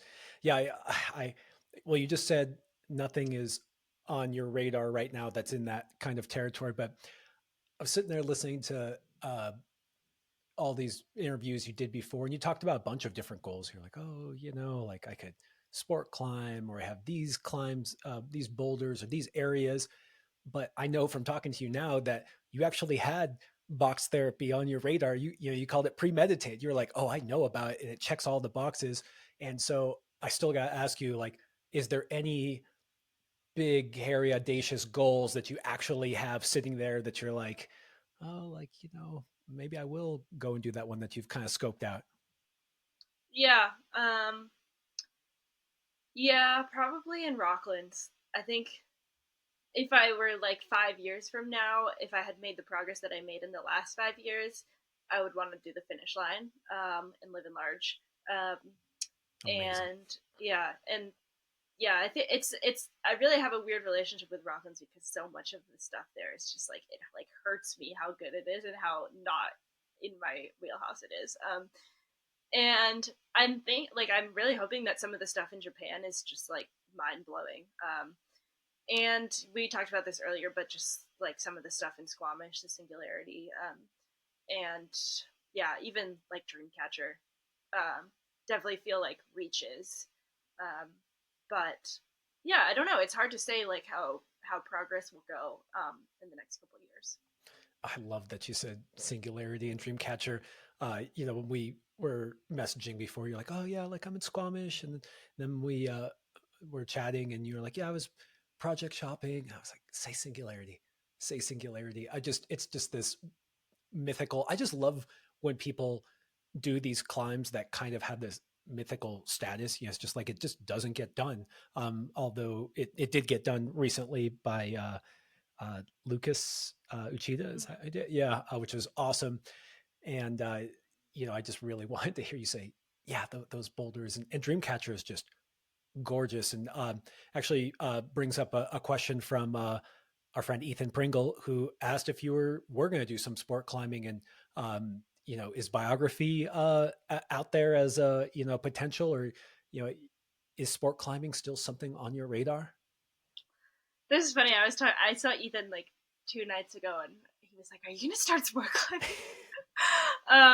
But yeah, I don't know. It's not actually like oh, now I transition to sport climbing. It's more like there are like some lines that I really want to do, and so it's mostly about the line. And I think the tough thing with me for sport climbing is most of the lines like don't stand out to me at all. Like even biography, like it's like yeah, like that's definitely the line on the cliff, but like I feel like I don't have a good appreciation for like massive sport climbing cliffs where everything goes.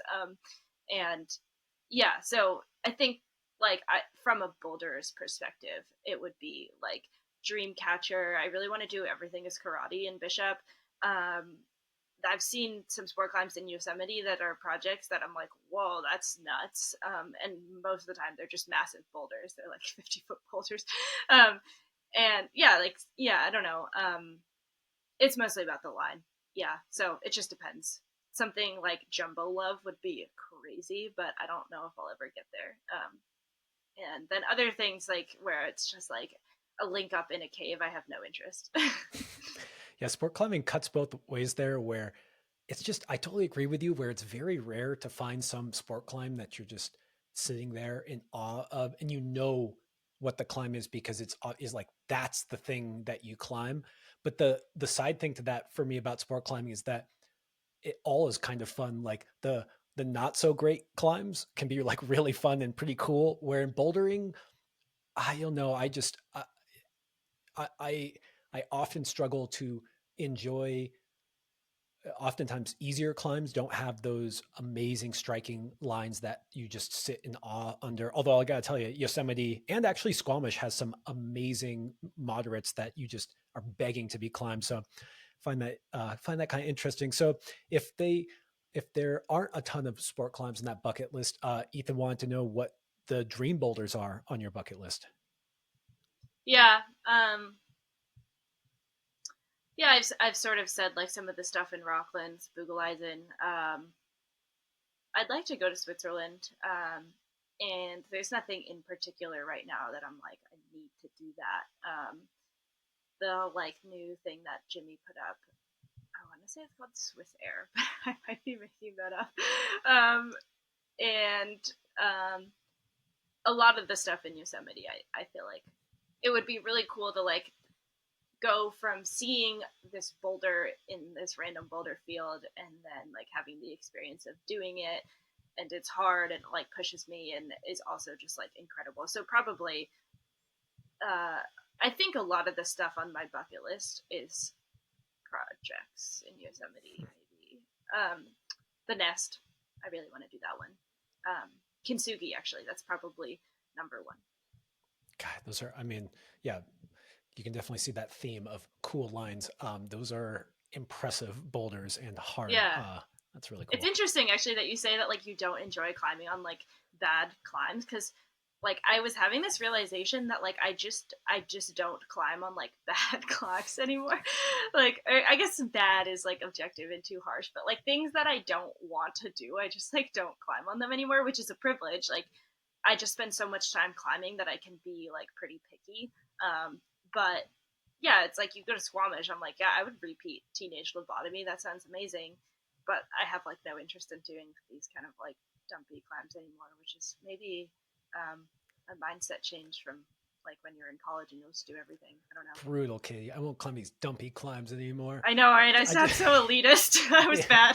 bad. I mean, the thing is that it's just the truth. I don't know what it is. I guess it's maybe when you get exposed to how good boulders can be, and I do love movement, and every boulder has something to offer, but I guess I just want that feeling where you are just in awe of what's in front of you. You just kind of have to climb it. And I think that's stuff that transcends grades too, where you're just like, yeah, but that one, and often it connects to that thing we talked about earlier, where you have some inspiring story behind it. You've watched that video a million times when you were a kid, and you want to be part of that thing.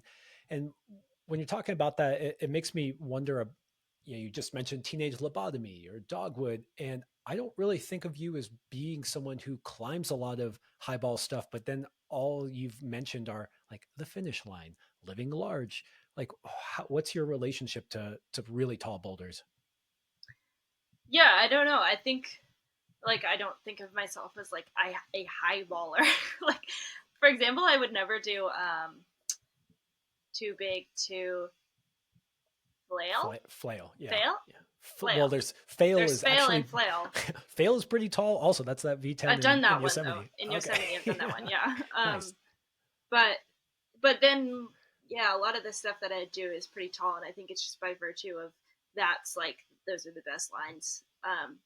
Like I feel like pretty objectively it's like that height range where it's like 15 to 25 feet is just like incredible. And then when you're in the 30-foot zone, you're like, oh God, that's too big potentially.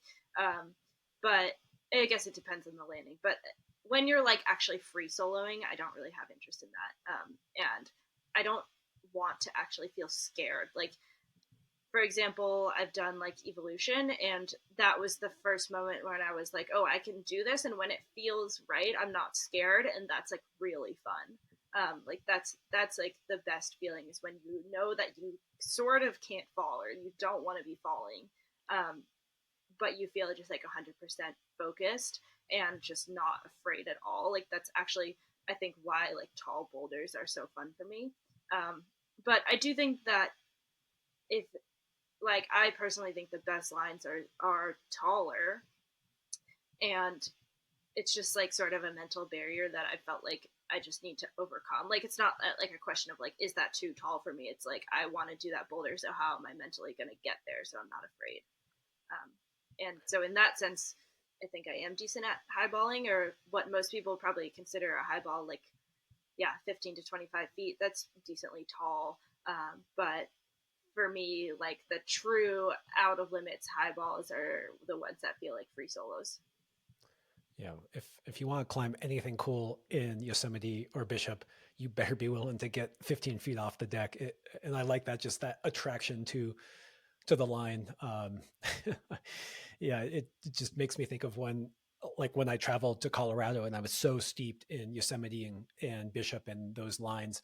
And then you go to other places and they say I'll never forget going to Waco, and I had seen videos of Focus. I don't know if you've done that one, but it's like a cool V10. And it was kind of like, I don't want this may not be the accurate representation, but it was kind of like the double digit highball, at least in my era in Waco. It was like, this is cool. This is the one. And I just remember walking up to it. I actually walked past it. And I didn't realize that's what it was, because just compared to the lines I had been on that, previous season in Bishop, I was like, oh, that thing? Oh yeah. No worries, you guys. We got plenty of pads. Like, no big deal. Yeah. It's never a good feeling when you have to look down for your project. Brutal. Um, okay, last thing on grades is I can't help but say again that Katie you did the first female ascent of a V16. You are literally like Wikipedia is going to say Katie Lamb V16 first female. And I guess I wanted to ask you, like, is there anything about women climbing extremely hard that is misunderstood by the world today? Like, do you have any specific vision about women in climbing that may be different from what we see in mainstream media or on Instagram? Yeah, I think yeah, I don't think this is a particularly hot take, but I think it's actually much more about um, finding beta that works for a shorter average height. And so, like, I think the best thing about climbing with other women is that you can just like bounce ideas off each other, and you're all talking about the same beta. So it's like, if I'm talking or if I'm climbing with someone that's 6 feet tall, it's like not that collaborative because we're just going to have completely different beta. It's going to feel completely different in the movements. And so, yeah, climbing with women or climbing with other shorter people. I have a few friends that I really like climbing with that are like in the 5'5", 5'6" range, who are men. And it's just like really fun to actually be talking about the same things for once. And I feel like we're all like, oh wait, like we can talk about beta and like not just be on our own here, making making up a sequence here. And then I think you have the experience that like a 5, 10, or 11 climber almost always has, which is like, this person did this. And like, how can I adapt that to like play to my strength versus completely overhauling the sequence? And so I think with women in climbing, it's a lot about just saturation. Like, I think the level has gone up probably faster than it has for men, like in the past 5 years, if you actually think about it. Like, um, one thing that I really remember was when Angie did the Automator, and it was like the first female V13. And in my head, when I did V13, I like looked back at that and was like, wait, that was like in 2007 or something. And then it was like actually way more recent than I had thought.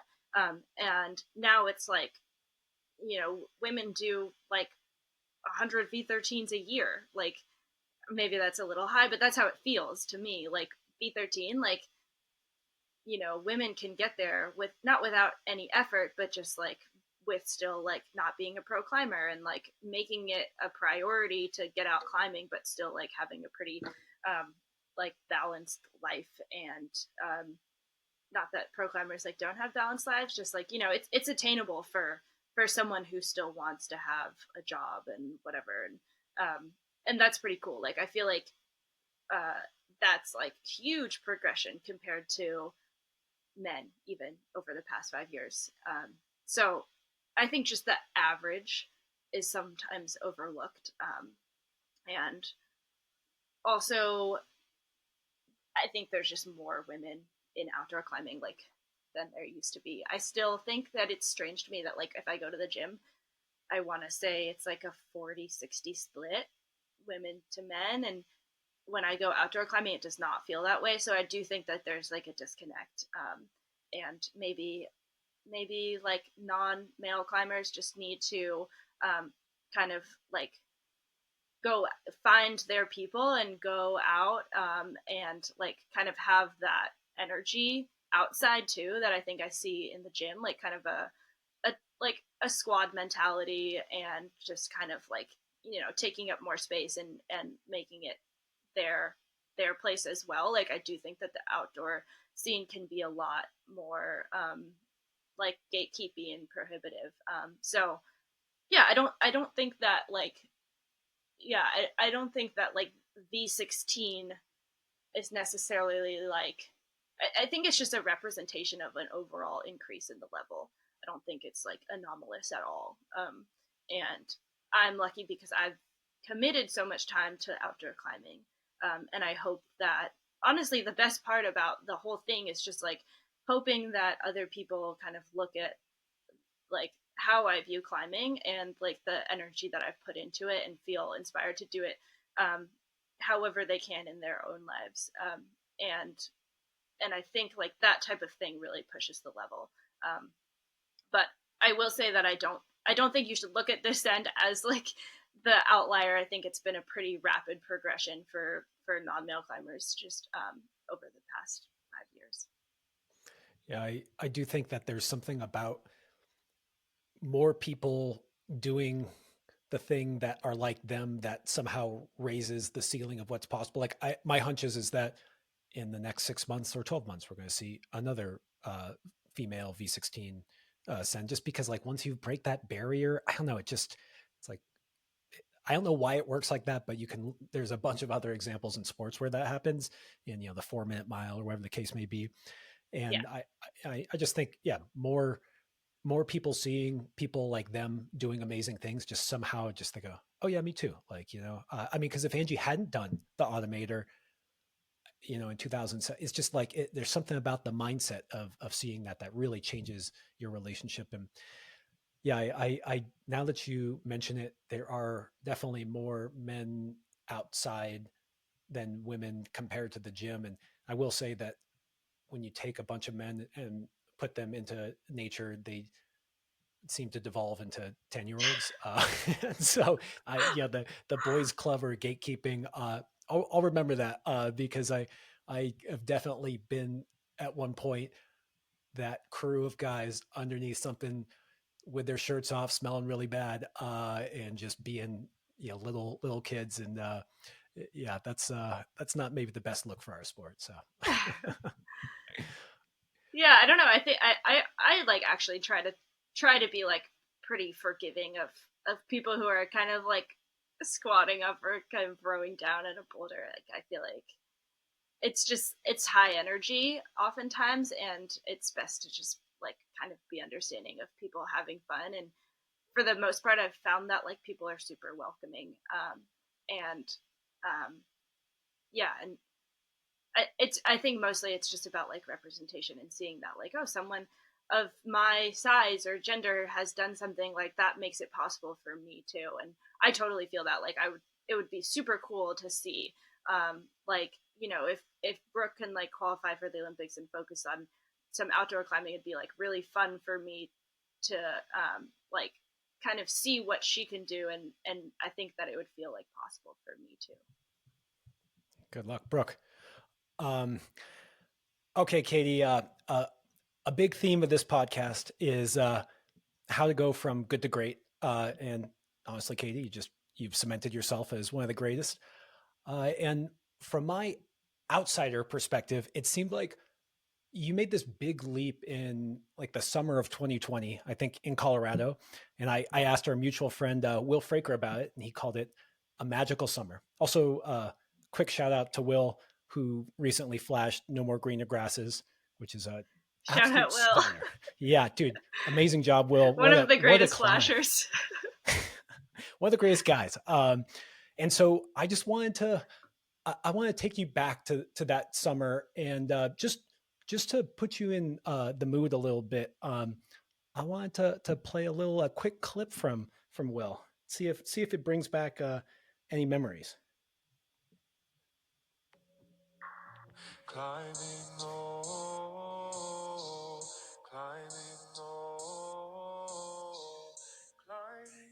Yeah, that's Will's climbing chant that I think he came up with during that summer of 2020. And I guess I'm just wondering, when you look back on that time, because I think Will leveled up then too. Am I right that was a big change in your climbing? And if it was, what was special about that time? What was the big switch then?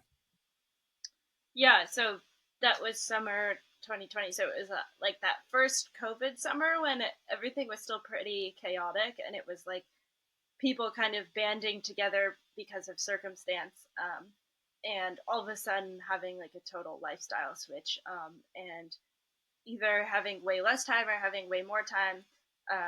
And for me, I was like fortunate enough to have that summer be the summer after, finishing my undergrad degree, and all of a sudden just having like so much time. And I was tutoring that summer. That was my primary income. And like would we were all staying in this Airbnb together, like four or five of us in Colorado, because we had just like ended up there, because it was like I didn't have a place to stay because I had left school, and then wanted to go climbing, and like, it was just the weird COVID circumstances bring people together.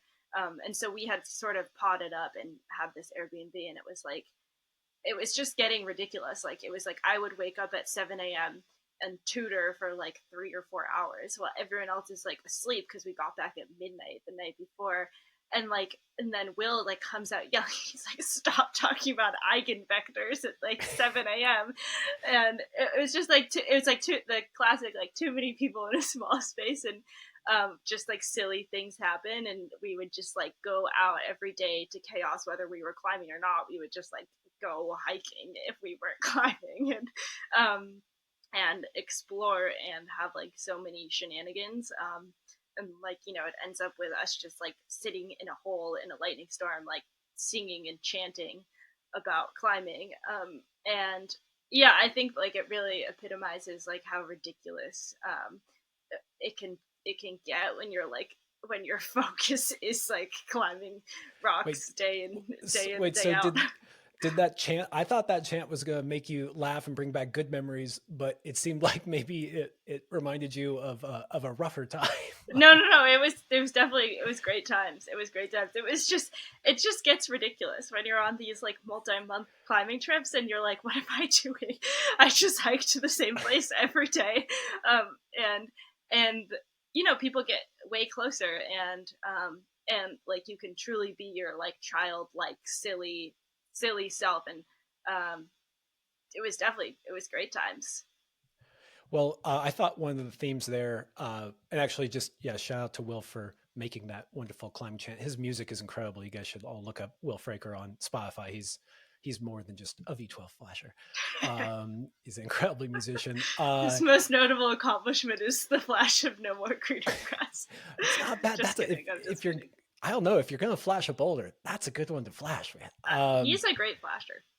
Uh, Fun fact: I was there for Will's first V12 ever. So now seeing him flash V12, very cool. Um, so something that I just thought was really interesting about that, and what I've heard a lot from you, is that climbing outdoors a lot makes you better at climbing outdoors. And it sounds like you went up to chaos every freaking day, and I guess it's obvious to some people, but maybe not, that doing the thing that you want to get better at is best served by doing the thing itself. And so, maybe you could speak to that, or maybe you can also show where it leaves gaps in your ability. Like how do you supplement that focus on climbing outdoors?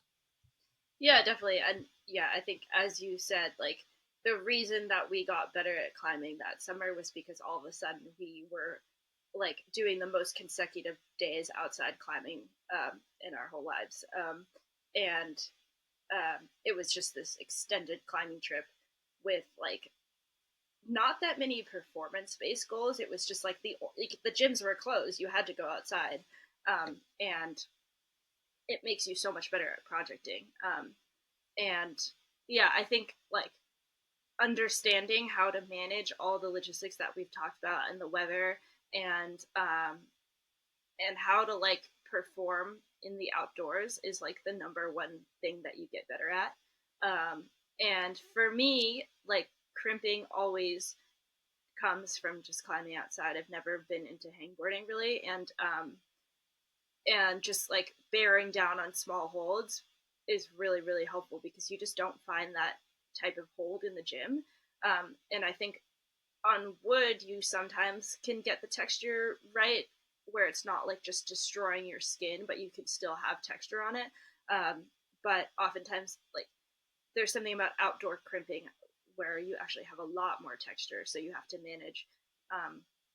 have to manage skin, and you also like have to understand how hard to grab it versus how hard not to grab a crimp. Like because the texture keeps you on in a way that it wouldn't in the gym. Um, and so I think like you kind of get better at full crimping just because it's the only place that you can like truly do it. Um, Okay, this stood out in my mind so much from when we last chatted. Like I can't get out of my head. You said something along the lines of, "I've never figured out a way to get my fingers stronger other than climbing in the outdoors. And it's this, and we're talking about really full crimping on small holds. And so you said that you're not one to hang board a bunch, but I know that you have, I know that you spray wall, but is that, did I hear you right? Are you really saying that what you found to get really strong on small holds is you have to be doing it outdoors? Yeah, for me, and I'm sure most people don't feel this way. And also, it might just be that I haven't found like the hangboarding thing that I like to do that makes me stronger. But like I've tried like the small holds, like I can hang the 6 mils and do pull ups or whatever, but it like just destroys my skin in a way that climbing outside doesn't. But I can still be crimping really hard, and I get this finger fatigue from climbing outside that like feels like the gains that you want, and I've never felt that from hangboarding. Like it's if anything, it's like a shoulder or a forearm thing that I get from hangboarding, and so it's like this very specific fatigue that I get from crimping outside, where like that's what I look for in the early days of a trip, where I'm like, okay, this is getting me stronger, and it'll take like a couple weeks, but I'll get there. Ah, man, okay. I've just been, I hurt, I had a shoulder injury. And so I have been able to hang on the hangboard. And it's my first concerted effort at hangboarding. And I'm really bad on micro crimps outside. I'm just praying that you're wrong and that my time on the hangboard isn't wasted. But it really resonates to me though, that I, I struggle on super micros outside, but I don't get to climb on them that much. And it was really interesting hearing what you said about the texture and that there's more to it than even the actual the position your fingers are in, but that it's more complicated. And I guess that makes me wonder, when you're climbing outside and you hit a hold that you're like, ooh, this one's bad. uh, what's your go-to for making the move work still? I'm guessing you're not just like, okay, I need to go and just train for 2 more years. It's it's something else. How do you deal with that circumstance? Yeah, I think like you can hit a crimp and it feels terrible and it feels like I can't move off of it for some reason, and then just first starting to figure out how to move off of it and doing like a deep analysis of what the best part of the hold is to grab. Like there might be one part that's obviously better, but then your pointer is in a worse spot, and for me the pointer's the finger that I lead with and the finger that I prioritize. So usually I'm grabbing a hold so that my pointer is best. And this is like, for example, on Spectre, everyone else who's done the jump method has grabbed the hold in a different place and sort of pinched it. And I am really weak at pinches, so I just got this one pointer spike, and the rest of the hold is just absolutely terrible. It's just like I'm crimping on this pointer spike. So yeah, first like a pretty deep analysis of how to grab the hold so that it maximizes your finger strength and also doesn't destroy your skin. Um, and then I think also with outdoor crimping, there's an aspect of like how hard do you actually want to grab the hold? Like, um, it can feel like you need to be bearing down on it from the moment you grab it. And for example, on Jade, like you can do the first move and then be like bearing down on that crimp, like all the way through the foot transition into the move. And for me, I found that it's actually best to like find the position, make sure it's right on the hold, and then have a pretty light grip on it until it's time to bear down. And I think that it just saves me some finger strength as well as skin if I'm actually thinking about like when I'm applying the most pressure. And if I can take weight in my feet or in my other hand to like save my like to reduce my seconds of like maximum crimping on a hold. And I think that like only comes with having a lot of texture on a hold. Like if you're climbing on a spray wall or on like wood crimps, it's like you're bearing down the whole time. Oh, that's really interesting. That was really cool. Yeah, I appreciate that. I on that idea of finding how to use that friction, finding those subtleties. I've heard you talk about never readies, and I know you've talked about it before, but I just love it, and I'd love you to just share that anecdote again for everyone out there listening, because I think it's really powerful. Mm-hmm. Yeah. good that you mentioned the Never Readies. They are great people who feel as if they're never ready for the outdoors, and they're constantly training in like in insane physical form in the gym, and like capable of crushing their projects outside, and then like won't go try their project because they don't think they're ready, or will give themselves one session on the project and then it maybe doesn't go in that first session or like the first three sessions, and then they give up or like think that they're not physically ready. And yeah, I feel like that's so many people because like I personally am never in the best gym shape. I'm almost always getting out climbed by other people in the gym who I know can like climb harder than me outside if they give themselves like the time and space, and also like have the confidence to climb at their full potential. And I think for this type of person, a lot of it is logistics and thinking like deeply about why they're not doing a move, and not immediately jumping to the conclusion that they're not strong enough. Because the average person in the gym is strong enough for anything they set their mind to. I love that. I went on some rant in another podcast where people's Instagrams will be the opposite of what they should be doing, where there's 10 posts of them on the hangboard and one post of them on their project and with some exclaimer like, got close. And I just always think that if they switch that they wouldn't just be close, they would be succeeding. And me and Tim have talked about this, where it's this idea of, what's your North Star, and getting really caught up in training and thinking that that is your path to success. I'm not saying don't train, just really understanding what you just said, where it's you really are strong enough, or you can probably take that strength and take the time to learn how to apply it rather than spending more time not being ready. So I thought it was an important thing to hear from someone like you. Yeah, definitely. Well, on that note, I still want to ask one more metric that Ethan Pringle wanted to know. Have you ever one arm hung a 10 millimeter? Because he can't, and he doesn't think he ever can.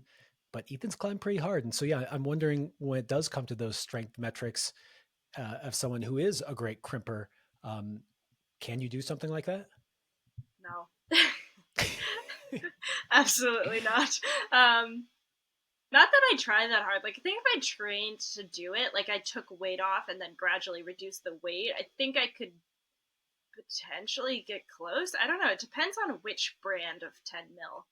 Like, some of them feel a lot like the Beastmaker 22 mil feels easier to hang than some of the other ones. Um, but yeah, it's never been a training objective for me, and I absolutely cannot do it off the couch. So, no. Don't worry, Ethan. You're okay, man. You can go do box therapy right now. I told him that he could do it. Good, good. Yeah, there's that confidence inspire. Yeah, it's funny. So far your tips have been get a job so that you can take your mind off your project. Make sure that there's a pandemic that allows you to spend lots of time out at the boulders, and don't worry about how you climb in the gym. It's all about what you're out there. But I I'm kidding, but it's kind of true. There's something there. Don't know if those are the most actionable. Well, on that note, as we wrap up, did you prepare a pro tip for us by any chance, Katie? Even I though I don't did. know, are you a pro now? Are you still working part time? Is you Yeah, it is interesting. I feel like we talked about like having a job, but I do think that like people are like, you don't need to be a pro climber to climb hard, but there is like definitely some truth to like the amount like of time that it requires, and like just being able to go on long climbing trips feels like so necessary to me. So yeah, I don't think I could work a full time job, but uh, I work part time as like a data scientist and have like an insane amount of flexibility. So yeah, I would say, and then the other half of my income is climbing. So yeah, I would say that I'm a pro climber, and I sort of supplement it with with data work to stay sane and also to live comfortably. And um, yeah, uh, yeah, I, part time right I, now. I do think that people underestimate the amount of time and volume that many professional climbers actually put into climbing. I think that I mean, don't get me wrong, I am a big fan of resting. Uh, I just think that sometimes people think, oh, I bet the pro climbers are just, they're like in the gym like 2 times a week and then they go out and climb projects. It's like, no, there's a lot of time on the wall. There's a lot of time hiking. Just the volume is higher. You see pro climbers. I mean, I know Jimmy climbs like 6 days a week or something. It seems like he's just always hiking or climbing or scrubbing. And yeah, climbing Yeah, begets more climbing. yeah, definitely. And honestly, like I wish I had more time to climb. As crazy as it sounds, because I like am a pro climber. Like if I didn't have my other job, I think I would be better at climbing, but maybe like a little less happy. So yeah, I always sometimes like feel bad on like when my tips on these podcasts are like go outside and go climbing and like have somewhat of the lifestyle that I have because they're just like so like circumstantial in a way, and like I'm just incredibly like lucky and have somewhat stumbled upon this, and it's just it's not like tangible or actionable for a lot of people, but I think like some aspect of that, like whatever fits into your own lifestyle, can be taken to heart, and some aspect of like the lifestyle that people that climb really hard have like can be adopted. So yeah, I think take everything with a grain of salt because I do have like an insane amount of like time and privilege to do this. I mean, I of course appreciate the gratitude you have for the position you're in, but I also think it's important to not hide reality of what it takes. It's what you really don't want to do is give a false sense of what it takes and say, oh, like you can just work 80 hours a week at your job. I used to work like 80 hours a week at a job, and let me tell you, my climbing suffered greatly, and that doesn't mean everyone should quit their job, go remote and commit to it. But I will say that I can think of a few people. Actually, I would put Keenan in that bucket when I first met him. He was a newer climber, and I know he went all in on it. And you know, Carlo has a similar story where he lived out of his car in, for a summer. And again, kids, I'm not telling you to drop out of school, but it is nice to hear like this is what's actually going on. This is Yeah, what it takes. yeah, it's oftentimes not glamorous at all. Like yeah, Keenan and Carlo, it's like in the early years of their climbing, it was like they're roughing it. So and so are like a lot of people, who are really committed to it. Okay, professional. What is your pro tip? My pro tip is to always pack enough food, because I feel like when I go out climbing, like 50% of the time that people's sessions are going downhill or ending and they're going home is because they don't have like a substantial meal packed. And sometimes it's like things are going downhill, like you're not doing any moves, and like I sit and I eat like a full on lunch, like a lot of calories, and then sit for like another 30 minutes and digest, and then I feel fine again. And so it's like the Snickers bar commercial. Like sometimes you're just not yourself without some food. So yeah, people like I feel like tend to like just like bring a bar or like bring like hiking snacks, and like no, we're out here exercising. Like you need to be eating. Um, so yeah, always pack enough food. That's my tip. God, I'm totally one of those people who I just get psyched and I just like don't Yeah, want to stop and eat. And because I have had a few circumstances where I have eaten a bunch and just been like, I'm done. Like sometimes I feel like I eat, and it's like, oh, this means I'm done, and I'll just feel wrecked. But you're right. Especially if you're gonna hike 6 miles in, maybe you need more than a power bar. yeah, and honestly, like meal prep for me when I'm going climbing can be like super exhausting because I'm prepping so much food. Like after coming back from a climbing trip, I get so lazy about cooking because like the past months I've been like cooking 3 meals at once, and then like putting it all into lightweight Tupperwares and like I don't know. Yeah, I think yeah, it's funny because I was just on a trip with my college friends and I told them that they should bring enough food. Like always bring enough food. That's my number one tip. And then that day I forgot my lunch at home and it was like freaking out. I was like in full panic mode. I like how you just make these batches. One thing that I've noticed is that when I'm out and out deep in the backcountry or whatever, everything tastes good. Like you can just make some crappy stew that you don't think you're gonna like, or you didn't even like it, and you take it out there and it tastes good when you are exhausted. So I like that batching mentality too. Make it the night before. Don't try to just stop by the gas station and buy like 8 power bars or whatever, and a Red Bull. Listen to Katie. Okay, Katie. Thanks for your time. I assume that you guys have some kind of cool media coming out. Like who are you working with, or if you can share on? I mean, you didn't. I didn't ask, but you didn't send me the send video, and I can't wait to see it. And so I'm wondering, when is that coming out, or is there any sponsors that you want to shout out? Yeah, I it's going to be part of a longer form piece, hopefully in the spring of 24. And yeah, I'm pretty excited. I think most of the like stuff that I do between now and then will go into that. So it might be like a little bit less media output from me, which is fine by me, honestly. But and then kind of all at once in this spring piece.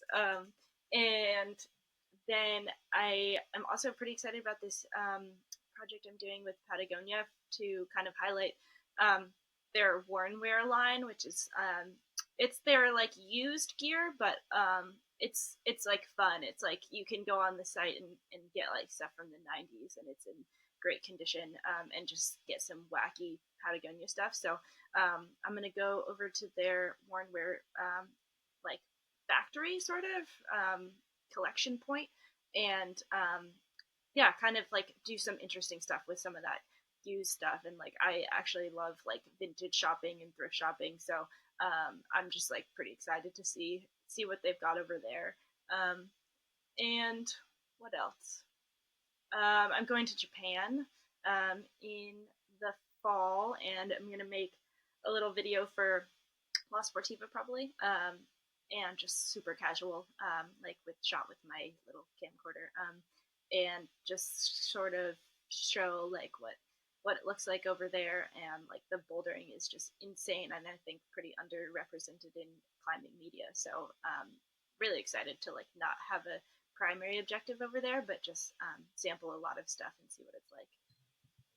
Well, I can't wait for all that stuff. I'm guessing that that longer form video is with Eric Bissell, and is it David Fitzgerald? Is he going Mm-hmm. who Yeah, we've had on the podcast, and he's an amazing dude. Talk about hanging from one arm on small crimps. yeah, he can But do that for his warm up. So literally, and I love Eric's work. I love what him and David did with A Little Life with Keenan, and I can't wait to see what they put together for you. And also, really cool that Patagonia found a way to work with you on something that you're really passionate about, and just think that's cool and interesting and different, and much better than, I don't know, Katie's shoe. I don't know, just something lame. Like that's really cool. That's awesome, Katie. cool. Well, thanks for coming on. Really, really appreciate it. Just diving so deep. There was just layer after layer. Again, you did not disappoint on the mental game stuff. That was where all the questions were from all of our listeners and friends. And I learned a ton. Thank you, Katie. Thanks for coming on. Thank you, Josh. Okay. Take care. Until next time. Yeah.